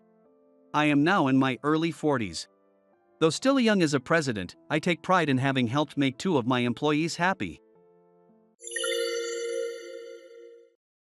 Johan. Over here. The day of the reunion had arrived. After checking in at the entrance and walking into the room, the first person to notice me was Keith, my old teammate from the tennis club. Who called out to me? As I waved and walked towards Keith, a group of our old tennis teammates, who had already arrived, were gathered in a circle. Hey, Johan. Long time no see, my old tennis buddies greeted me one after another. And we felt the excitement as we took turns putting our arms around each other's shoulders, laughing together. At the milestone age of 30, it was great to see my high school classmates again. As I looked around, I noticed a crowd of my classmates a little further ahead. I'll catch up with the tennis buddies first, then I'll join the classmates, I thought to myself. At that moment, it happened. Oh my, Johan, you're here too. A woman walked briskly into my line of sight and said that. It was Naomi, my ex-girlfriend, with her perfectly set hair and fancy makeup. Naomi and I had a bad breakup, which was a dark chapter in my life. I almost blurted out, ugh. But managed to hold it back just in time. Sensing the awkward atmosphere, Keith tried to smooth things over. Well, Naomi. You look more beautiful than ever. Keith said, probably just to be polite. However, Naomi took it as a compliment and started bragging. Thanks, Keith. Actually, I'm getting married. My fiancé is super rich. It's a classic Cinderella story. Naomi bragged with a mean smile on her face. Keith quickly replied, well, congratulations. Since Keith had spoken, I thought I didn't need to say anything, so I stayed silent. Then Naomi turned to me and said, Johan, say something too. Feeling annoyed, I reluctantly said, congratulations. Is he the guy with the penthouse you mentioned 5 years ago? I remembered when she had told me her boyfriend lived in a penthouse. Naomi proudly replied, I broke up with him right away. My current fiancé is even wealthier. I see. Since I had no jealousy or interest in Naomi's marriage, I could only respond that way.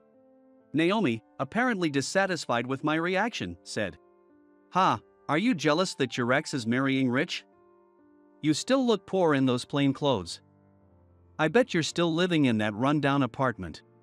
It's pathetic for a 30-year-old. Meanwhile, I'll be living in a mansion on the Upper East Side. Right after Naomi finished boasting, she looked out towards the entrance through the large glass window. A luxury car just pulled up. Did my fiancé buy a new car without telling me? She wondered, staring intently at the car. Keith and I also looked out the window, and we saw a woman stepping out of the car and walking towards the entrance. Heading into the reunion room where we were. She's gorgeous. Who is she? Keith muttered. The woman looked around the room as if searching for someone. As I started to feel nervous, she noticed me and approached. Mr. Baxter, I'm here to pick you up," the beautiful woman said to me. She was Yvonne, a famous fashion model. The classmates in the room buzzed with excitement. I began to explain. "Johan, you got a letter. It's an invitation to your high school reunion," my mom said when she called after a long time. "My name is Johan. I'm 30 years old, single, and moved out of my parents' house a few years ago to live alone. Thanks for letting me know," I said to my mom, noting down the details about the date, location, and how to contact the organizer.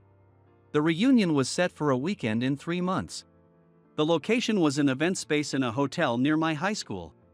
The organizer was Keith, who was the captain of our tennis club, so I could get in touch with someone from the tennis club to connect personally. I remember the time from over a decade ago, when I was around 17 years old. High school is often imagined as a time of sparkling youth, but in reality, it wasn't exactly like that, I thought again.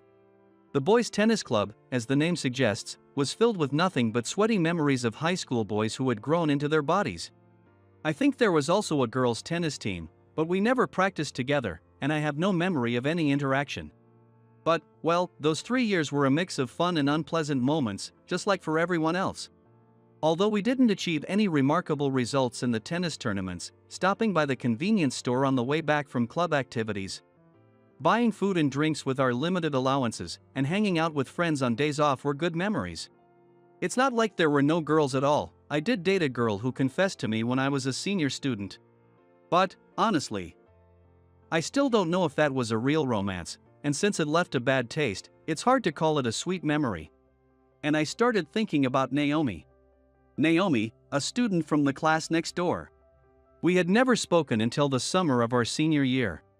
But she started talking to me on the way back from the supplemental classes we both began attending during the summer break. "You're Johan from class 3, right?" "I'm Naomi from class 2. Did you start coming to this class from the summer?" I remember being surprised by the sudden conversation and responding awkwardly, "Oh, yeah. Can I walk home with you?" she said, and started walking next to me, chatting as we walked the 10 minutes to the station. I didn't know what to talk about, but she kept the conversation going, and before I knew it, we were talking about various things. "My parents are pushing me to go to Women's College, so I'm planning to take the entrance exam there. What about you, Johan?" When she asked that, I replied, "Well, I'm aiming for K College," naming the prestigious college I was aspiring to at the time. "Wow, that's amazing. You're so smart. You're always serious in the supplemental classes and you answer the questions correctly when the teacher calls on you.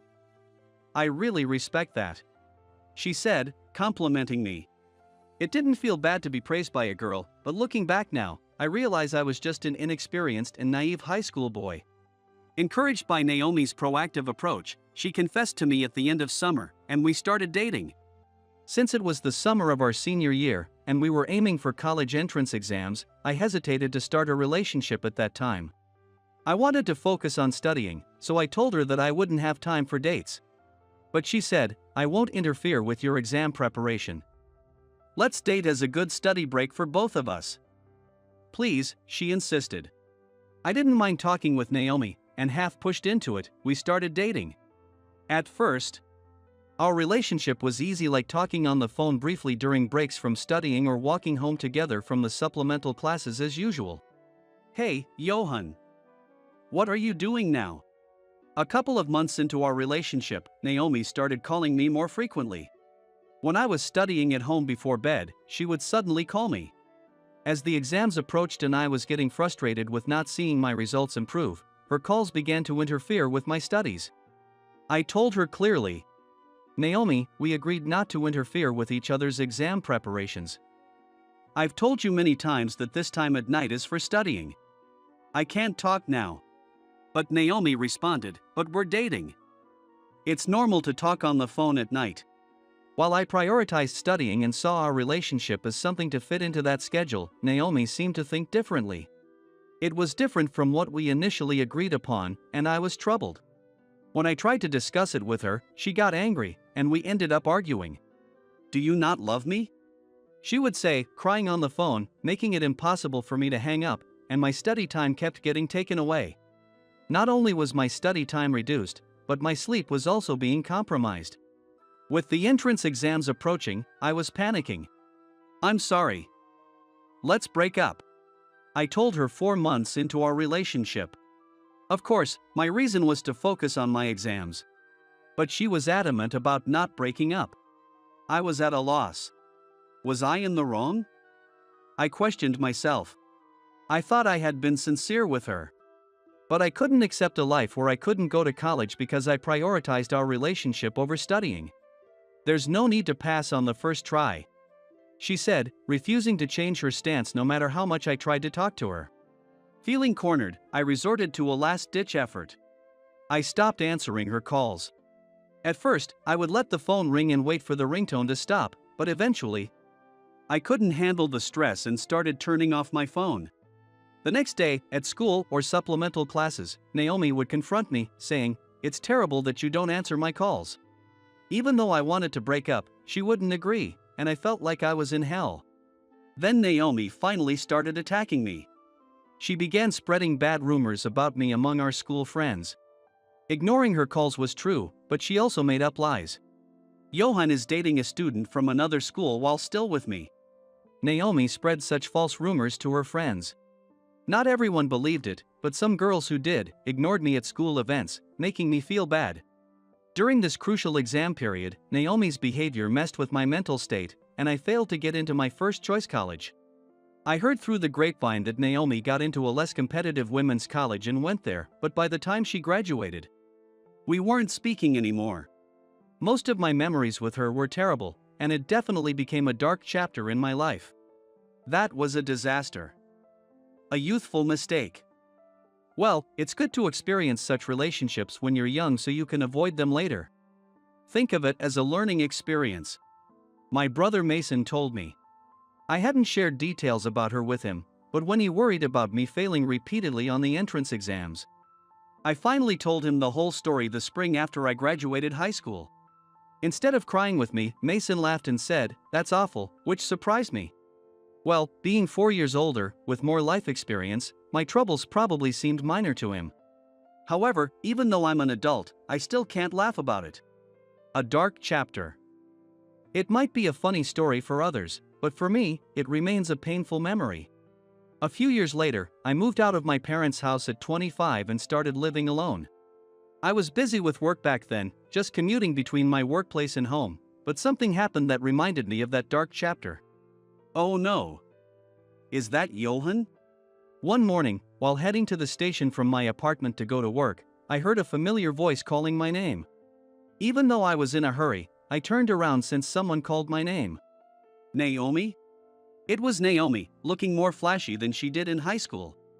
I felt a mix of not wanting to get involved with her again and a slight curiosity about her current situation. "Did you just come out of that rundown apartment?" "Oh no, do you live there?" Naomi said, looking up at me. Yeah," I replied, feeling annoyed by her remark. "It looks like an old, rundown apartment. I always wondered who lived there, and I can't believe it's you, Johan," she said condescendingly. "You always wondered? Do you live around here too?" I didn't want to talk, but if she lived nearby, I needed to know to be cautious, so I asked. "No. My boyfriend lives there," Naomi said, pointing at the condo across the station. Then, without me asking, she continued, "His parents run a company, and they bought him the top floor of the building. I stay over most weekends and sometimes on weekdays, like today. Unlike you, he makes plenty of time for me and is rich and very kind." "Okay, that sounds great. Well, I'm going to be late for work, so I'll go," I said, and ran to the station, leaving Naomi, who still looked like she wanted to say more, behind. She was bragging about her rich boyfriend, but since it was his parents who were wealthy, it didn't seem like much of a brag. Well, it doesn't matter now who Naomi is dating. As I got on the train, I reflected that when I said it sounds great, I wasn't being sarcastic but genuinely meant it. I was glad that her current boyfriend made time for her, unlike me. But Naomi's condescending attitude showed how much her personality had twisted, which was unfortunate. I didn't care about being looked down on, I was still myself. However, I thought it would be troublesome to run into her again at the station. The past with Naomi isn't quite a trauma, but meeting her brings back bad memories from those days. So I thought it was better for me to avoid her as much as possible. Fortunately, I didn't see her again, and I moved to another place 6 months later, thinking it was all settled. 5 years passed, and at 30, the memories of my dark past had faded even more. Then came the reunion invitation. Skipping the reunion because I didn't want to see Naomi felt like losing. I wanted to believe I didn't care that much anymore and wanted to see my old tennis teammates and classmates. I got Keith's contact info through our tennis alumni network and reached out to him. Long time no see. I'll be attending the reunion. I messaged Keith, who quickly replied, really? Looking forward to seeing you, Johan. Most of the tennis buddies are coming too. I was thrilled and couldn't wait for the day to come. Finally, the day of the reunion arrived. I had almost forgotten about Naomi and was excited to see my old friends as I headed to the venue. Johan! Over here! After checking in and entering the room, Keith was the first to notice me and called out. As I waved and walked over to Keith, a group of our tennis buddies who had already arrived were gathered in a circle. Hey, Johan! Long time no see, my old tennis friends greeted me one by one. And we felt the excitement as we took turns putting our arms around each other's shoulders, laughing together. It was great to see my high school classmates again at this milestone age of 30. As I looked around, I noticed a crowd of my classmates a little further ahead. Once I'm done catching up with the tennis buddies, I'll join the classmates, I thought to myself. At that moment, it happened. Oh my, Johan, you are here too. A woman said as she walked briskly into my line of sight. It was Naomi, with her curled hair and fancy makeup. I almost blurted out, ugh. But managed to hold it back just in time. Sensing the awkwardness, Keith quickly intervened. Well, Naomi. You've become even more beautiful. Keith said, likely just being polite. But Naomi took it as a compliment and started bragging even more. Thanks, Keith. Actually, I'm getting married. My fiancé is super rich. It's what you'd call a Cinderella story. Naomi bragged with a mean smile on her face. Keith promptly replied, congratulations. Since Keith had spoken, I thought I didn't need to say anything, but then Naomi said, Johan, say something too. Feeling annoyed, I reluctantly said, congratulations. Is he the guy with the penthouse from 5 years ago? Naomi replied smugly, I broke up with him right away. My current fiancé is even wealthier. Oh, I see. I had no jealousy or interest in Naomi's fiancé, so I could only respond that way. Naomi, seemingly dissatisfied with my reaction, said, Ha, are you jealous that your ex is marrying rich? You still look poor in those plain clothes. I bet you're still living in that rundown apartment. It's pathetic for a 30-year-old. Meanwhile, I'll be living in a mansion in an upscale neighborhood. Right after boasting, Naomi looked out towards the entrance through the large glass window. A luxury car just pulled up. Did my fiancé buy a new car without telling me? She wondered, staring intently at the car. Keith and I also looked out the window, and we saw a woman stepping out of the car and walking towards the entrance. Heading into the reunion room where we were. She's gorgeous. Who is she? Keith muttered. The woman looked around the room as if searching for someone. As I started to feel nervous, she noticed me and approached. Mr. Baxter, I'm here to pick you up, the beautiful woman said to me. It was Yvonne. Yvonne. The reunion is just starting. Did I give you the wrong time? I said to her. Yvonne replied, what? Did I mess up, and hurriedly checked her planner. You're right. I wrote 4 p.m., but I came early by mistake, she said. I apologized to the panicked Yvonne, I'm sorry, I should have double-checked as well. Sorry for the trouble. Seeing this interaction, Naomi turned pale and muttered, no way. She then said to me, isn't that the famous fashion model Yvonne? Why is she here? And what does she mean by Mr. Baxter?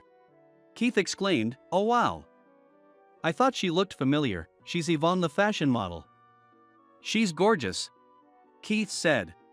Our classmates started to buzz and gathered around, curious and excited. I whispered to Yvonne, Yvonne, could you please leave for now? I'm really sorry. Yvonne nodded yes and said quietly, "Okay. See you later," and left the venue. As soon as Yvonne left, a crowd of classmates surrounded me. It looked like Yvonne was safely escorted to her car by her assistant. "Hey, Johan. Explain. Who is Mr. Baxter? And what's your relationship with Yvonne?" Naomi demanded, leaning forward. For the sake of Keith and the curious classmates, I decided to explain. "Who's Mr. Baxter?" "Well, that's me," I said, handing out my business card. "The CEO of Flower Tears Inc. Isn't that the famous apparel company?" "Johan, you're the CEO." "No way." I didn't care if Naomi believed it or not and continued explaining. "Yvonne is the image model for our brand," I said. Keith asked, "I get that, but why did a model come to pick you up?" Naomi chimed in, "Yeah, why? Actually, Yvonne and I got married last month." "I wasn't hiding it," I said. "And today, we planned to go on a date after the reunion, so our driver was supposed to pick me up with Yvonne at the end. Yvonne just played along as my assistant for fun." The driver and Yvonne's manager were also in the car, I added. My classmates were buzzing, but Naomi was especially loud, shouting, "No way. Johan marrying Yvonne. That's impossible." I was exasperated by Naomi's disbelief. 5 years ago, you were living in that rundown apartment. It's weird. Naomi continued. Back then, the company was just getting started, so I was saving money. I only went home to sleep. So I chose a cheap apartment close to the station. Now, I bought a condo and live there with Yvonne. The company is doing well, I explained. Keith said, "More than well, your company is hugely successful. You never appeared in the media, so no one knew it was you. I remember you studying business strategies after failing the college entrance exam, impressive." "Yeah, I retook the exam and got into the top college in the country, T College, but I started my business while still in college. So I didn't attend much. I managed to graduate, though," I replied to Keith. Naomi, trying to regain control, said, "So what? You must have gone to a low-ranked college." "My boyfriend graduated from the prestigious S College." Keith immediately responded, "Didn't you know? Johan went to T College, the toughest to get into." Naomi kept repeating, "No way. No way." I couldn't understand why Naomi was so desperate to belittle me. If it satisfied her to think she was superior, that was fine, but facts are facts. Just then, another luxury car arrived at the entrance. This time, it wasn't my car, so I had no idea who it was. Seeing the car, Naomi exclaimed, "That's my darling Cody's car. He's here to pick me up." She added, "The reunion is still going, but it's boring here, so I'm leaving." Naomi started to head out of the room. The man who got out of the luxury car walked towards Naomi.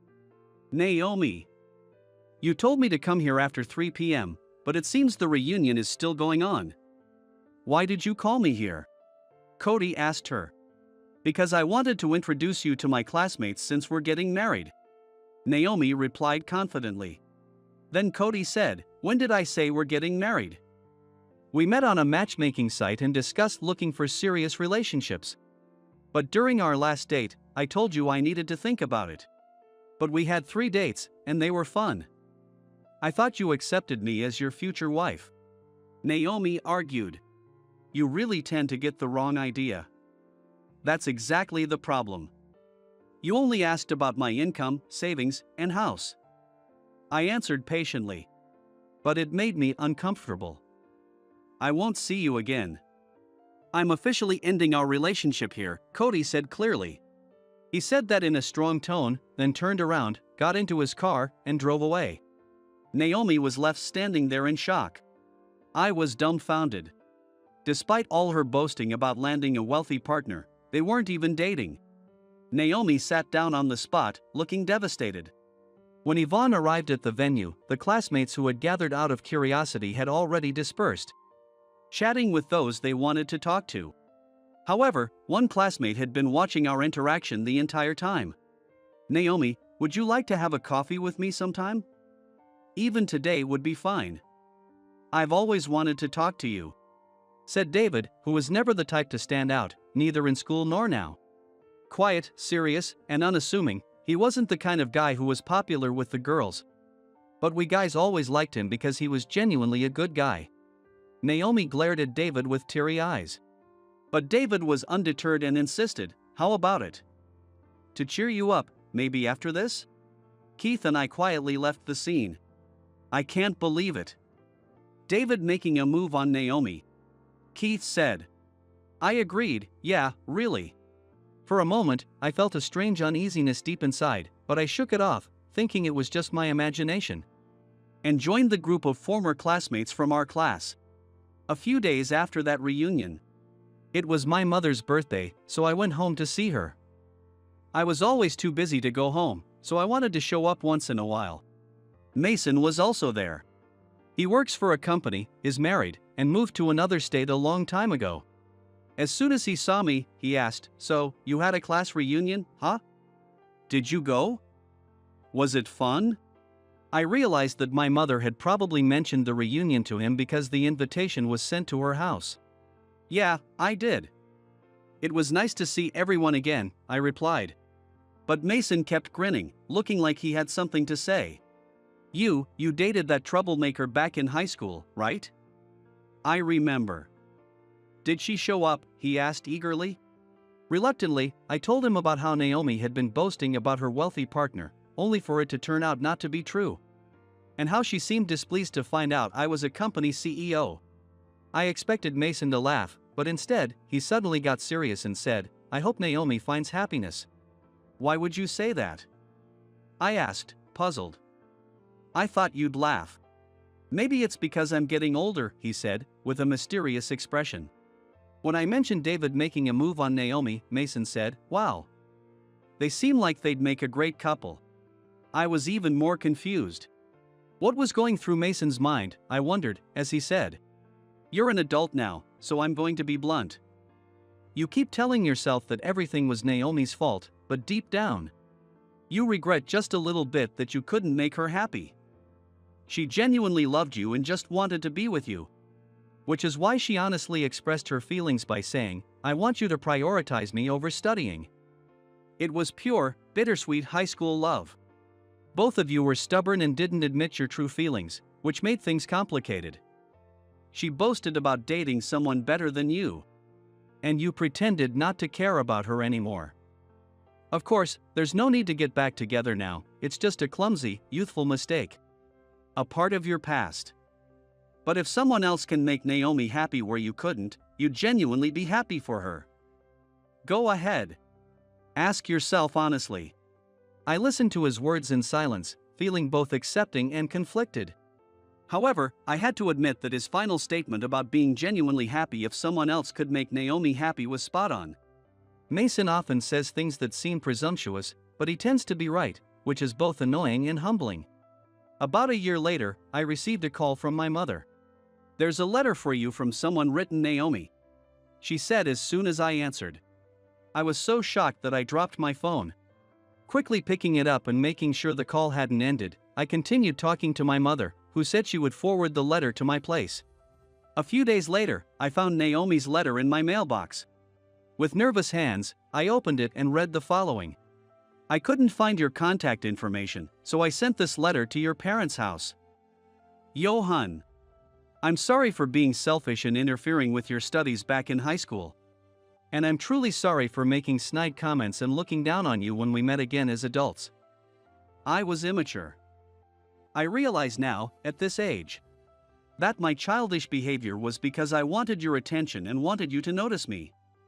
This letter isn't about wanting your attention now. I just wanted to apologize and make amends.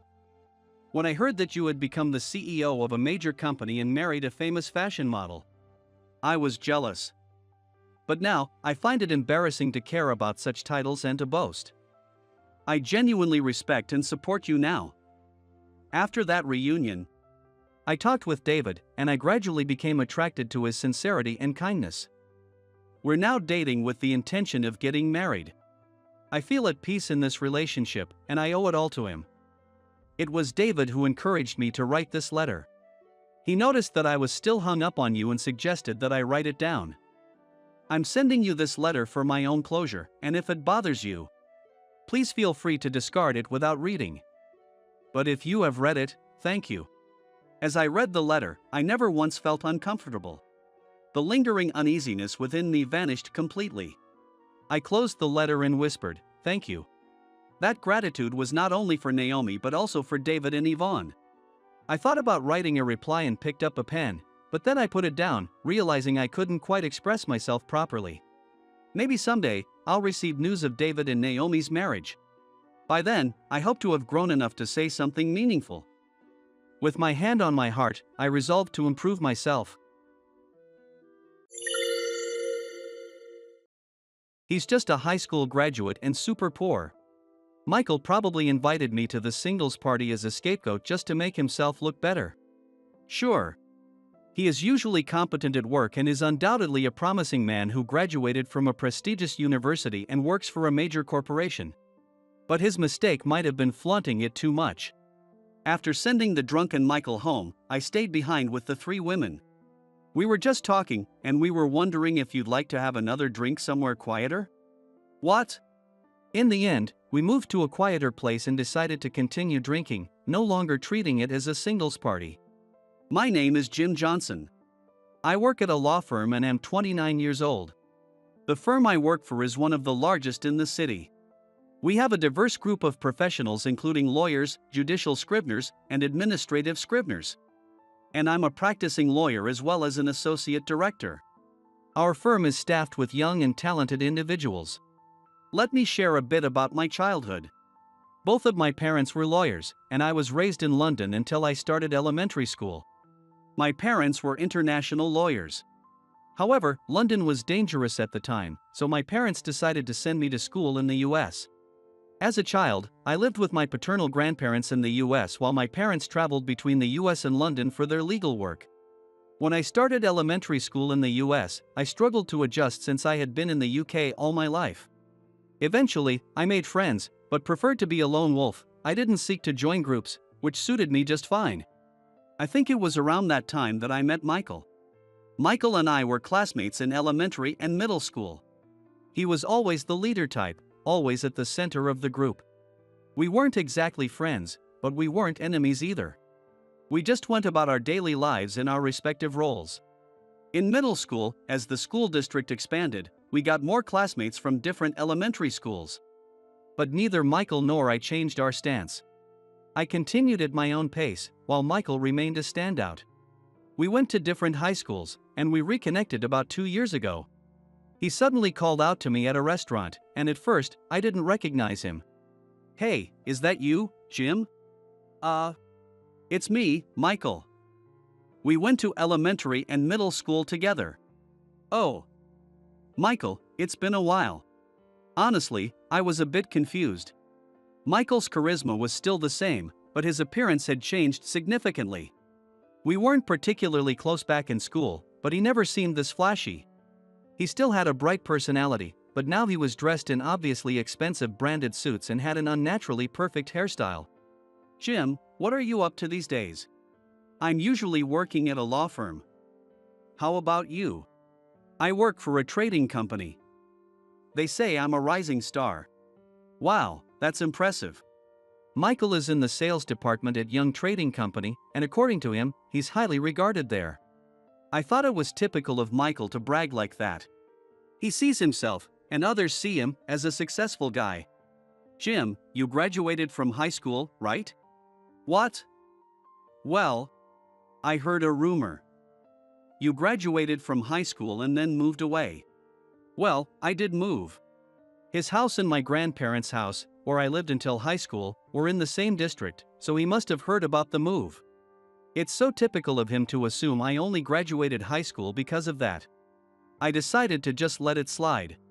After graduating from high school, I moved to the UK to join my parents and enrolled at Oxford University. Given that I had few friends in the US, not many people knew this about me. I juggled both Oxford and law school, and upon graduation, I became a lawyer. With parents who were international lawyers, it was a natural path for me. Like my parents, I also became an international lawyer, worked in London for a few years, and then returned to the US when my current law firm offered me a position. The firm, although large, is relatively new. I joined as part of the founding team and was appointed deputy director, working alongside Mr. Anderson to expand our connections and build the firm to what it is today. As a comprehensive legal office where legal issues can be handled in one place, we have attracted business without much advertising. Although I'm often interviewed, I prefer staying out of the spotlight, so not many people know my face. That's why Michael doesn't know my background. Michael's change wasn't just in appearance. He continued talking to me after our chance encounter. Perfect timing. Jim, are you free this Friday? Friday night? I think I am. What's up? There's a drinking party, or rather a networking event. Want to join? What kind of networking event? Well, to be honest, it's a singles party. We need one more guy. I'm not really interested. Come on, don't say that. It's at that Michelin-starred restaurant in the city that everyone's talking about. It's a rare opportunity. Michael still thought I was just a high school graduate. I had been to that restaurant several times for client meetings, but I pretended not to know. A singles party at such a famous restaurant? That's pretty fancy. Are you worried about the cost? Don't worry, I'll cover your share. So just come. I don't care about the singles party, but if it's just about having dinner, I guess I could join. That's fine. Great, I'll send you the details tomorrow. Here's my contact info. Michael handed me his contact information and left. I've never voluntarily joined a singles party. In a way, it might be a rare experience, just as Michael said. As a lawyer, I'm comfortable talking to people, but this might be a unique chance to enjoy a Michelin-starred dinner for free. So I decided to go with a light-hearted attitude. On Friday, I headed to the restaurant mentioned in Michael's message. After mentioning his name at the entrance, I was led to a private room. There, Michael and 3 women, who appeared to be office workers, were already seated. Oh, you made it. This is my childhood friend, Jim. Nice to meet you. I'm Jim. Thank you for having me tonight. Nice to meet you. We work in reception. We exchanged polite greetings. All 3 women were elegant and beautiful. I was slightly curious about how Michael managed to arrange the singles party with these 3 women. With 3 women present, there were only Michael and I as the men. Just when I thought another man might join, Michael started the proceedings. All right, we're all here, so let's start. Wait, aren't we missing someone? The other guy canceled last minute. Let's just enjoy ourselves with this group. Thus, the singles party began. But it turned out to be a singles party for Michael, by Michael, and all about Michael. For a while, we chatted peacefully about general topics and our backgrounds, with Michael at the center. But as he got more drunk, he started to loosen up more. So, I graduated from the University of California's Department of Economics and I'm a rising star at Young Trading Company. Okay. Compared to me, he's just a high school graduate and super poor. It's amazing how different our lives turned out even though we grew up in similar environments. Hey Michael, you're drinking too much. Oh, I guess that was a sore spot for you. Sorry for bringing it up. It's not that, it's just ruining the mood. Everyone's having fun, aren't they? Don't worry about it. Michael was completely absorbed in his own world. Despite his bragging about his background, the women seemed completely put off. Should I do something about this?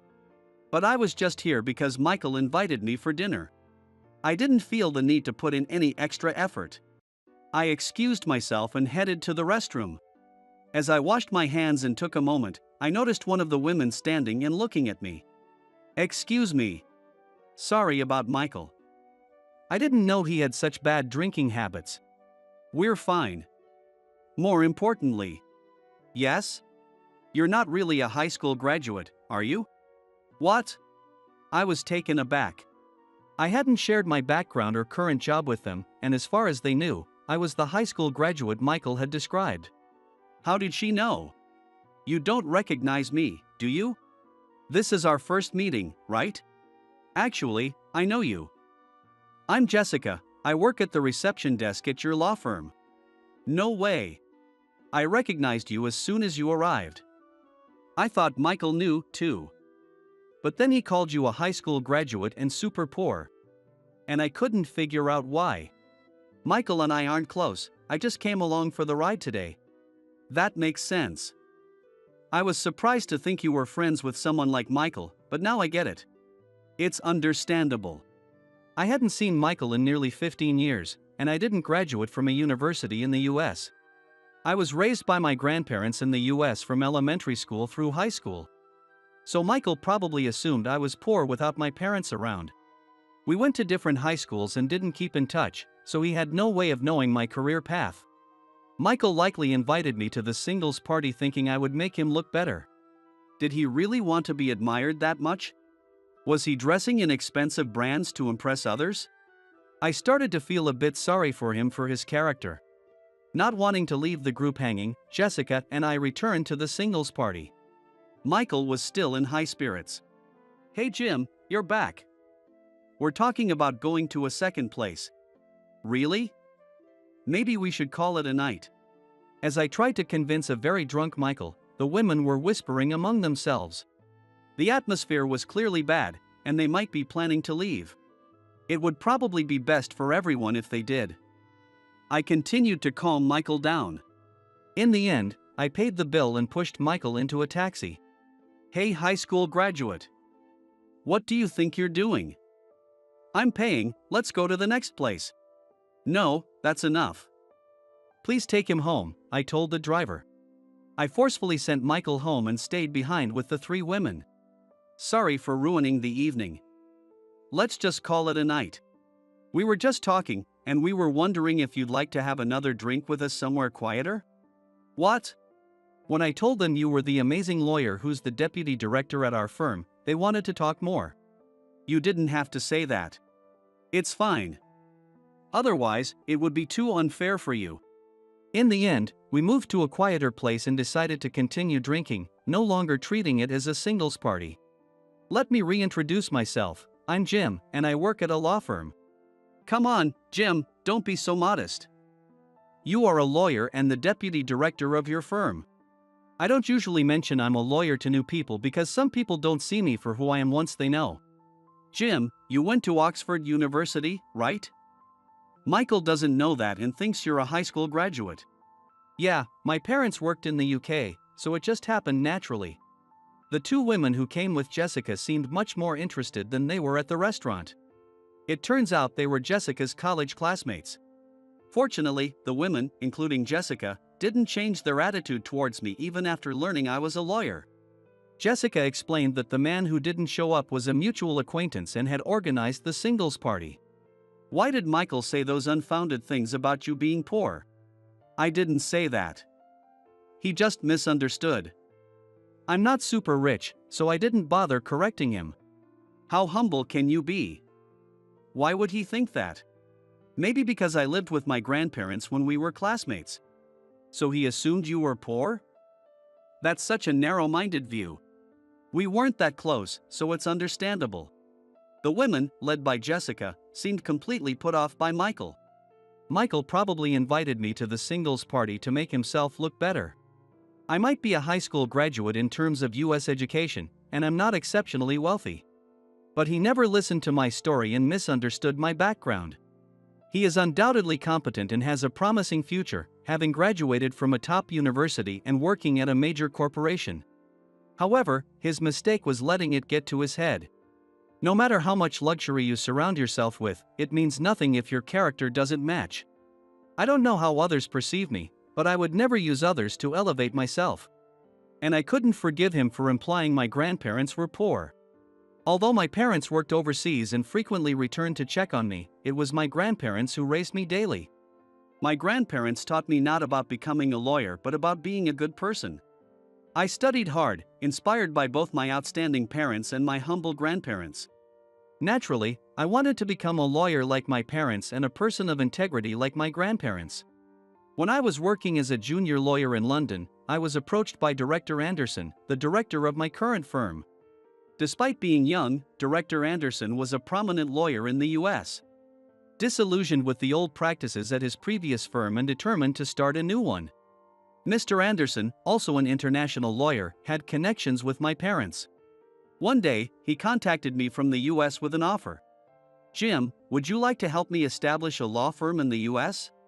I knew of Director Anderson through my parents but was surprised by the offer to co-found a new firm. "Why me? I used to work in the legal field in London, so I've heard about your excellence.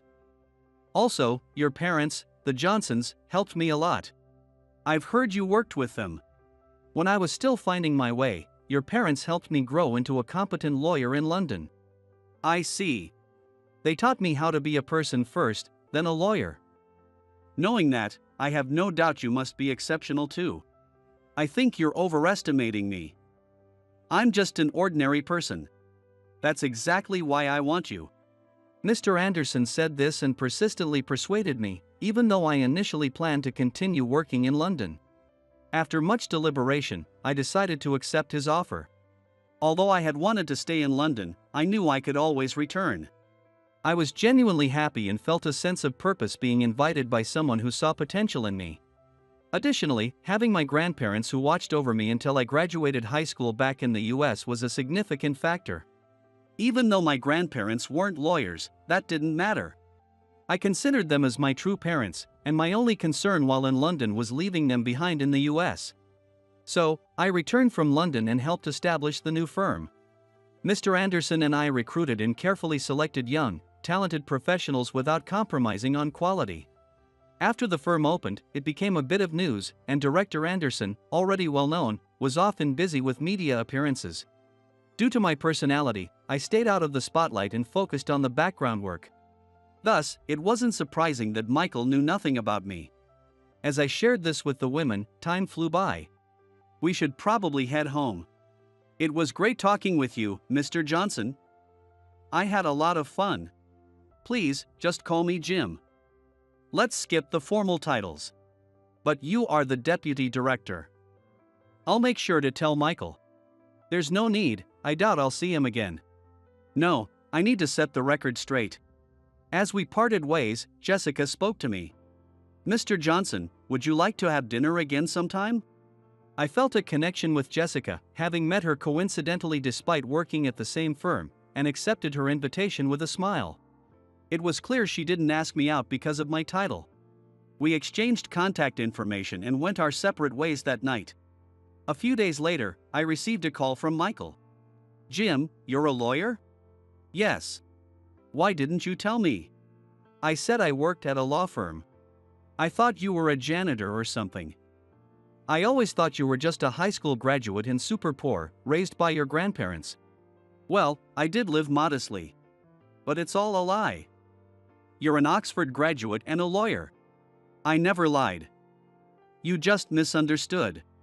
Unlike his confident demeanor when we reunited, Michael was now stumbling over his words. He must have learned the truth through Jessica. Whether I'm an Oxford graduate or a lawyer, I'm still just a classmate. This is why I usually don't talk much about my background. Some people see me differently once they know. Michael seemed completely intimidated by me now. Since then, he never invited me to another singles party. Around the same time Michael contacted me, Jessica also reached out. She wanted to discuss something over dinner, so we arranged to meet. "I've been studying since last year." "Studying?"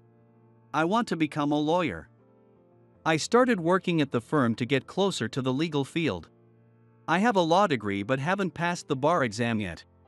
"I see. Why not work as a paralegal instead of a receptionist?" Jessica explained that she was aiming to become a lawyer to repay her single mother who raised her alone. She pursued her dream by attending a state university with a scholarship but hadn't passed the bar exam yet. Although she wanted to work as a paralegal, she needed to support her mother. So she worked as a receptionist during the day and at a restaurant at night. "I can talk to the firm about having you work as a paralegal. That's not why I brought this up. I was wondering if I should keep trying or if it's time to give up." "I support you. To keep going, it's best to work as a paralegal and get first-hand experience. It's the quickest way." "Are you sure?" "If given the chance, I'd love to try." "Then let's arrange the transfer right away." I'll support you as much as I can." So, Jessica transitioned from being a receptionist to working as a paralegal under a lawyer. I also arranged to meet with Jessica once a week for what turned into study sessions. Jessica's skills and confidence grew rapidly, and she looked much more radiant than when we first met at the singles party. Then came the bar exam. Jessica gave it her all and passed with flying colors. She was no longer a receptionist or a paralegal. Wearing her lawyer's badge, Jessica was filled with pride and confidence. Watching her, I realized something. I had fallen in love with Jessica, who had worked so hard and achieved her dream. As a newly minted lawyer, Jessica decided to gain experience by working at another law firm. She would be busier now, and we might not see each other as often. I decided to confess my feelings to her. "Jessica, congratulations. You really worked hard." "Thank you. It's all thanks to you and everyone else. Jessica, I've liked you for a long time. Will you stay by my side from now on?" "Oh my. I've probably liked you since even before that." When we met by chance at that singles party, I was so surprised. "I'm honored that you feel this way. Yes, let's be together." And so, Jessica and I started dating.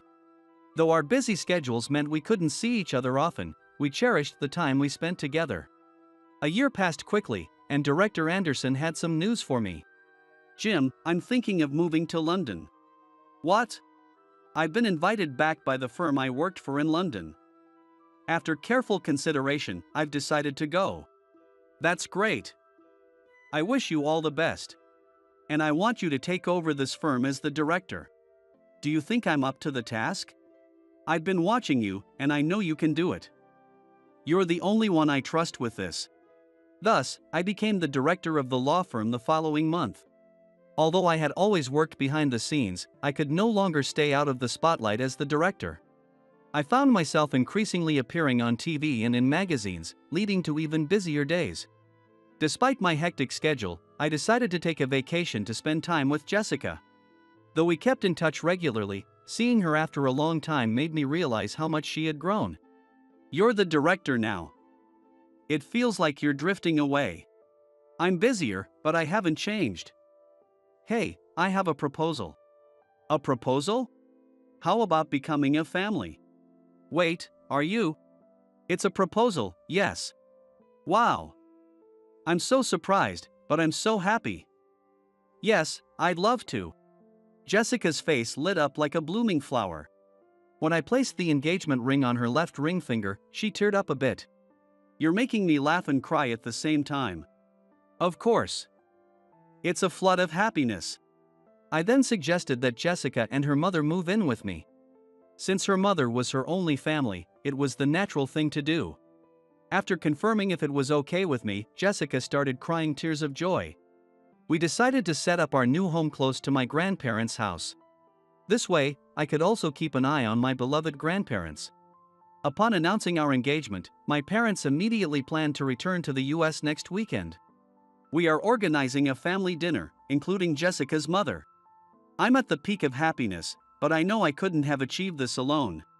My grandparents, parents, Mr. Anderson, Jessica, the staff from both the London and the US offices, all of them helped me get to where I am today. And yes, I should also thank Michael, who inadvertently brought Jessica and me together. I will keep these feelings in my heart and continue to work hard, never resting on my laurels.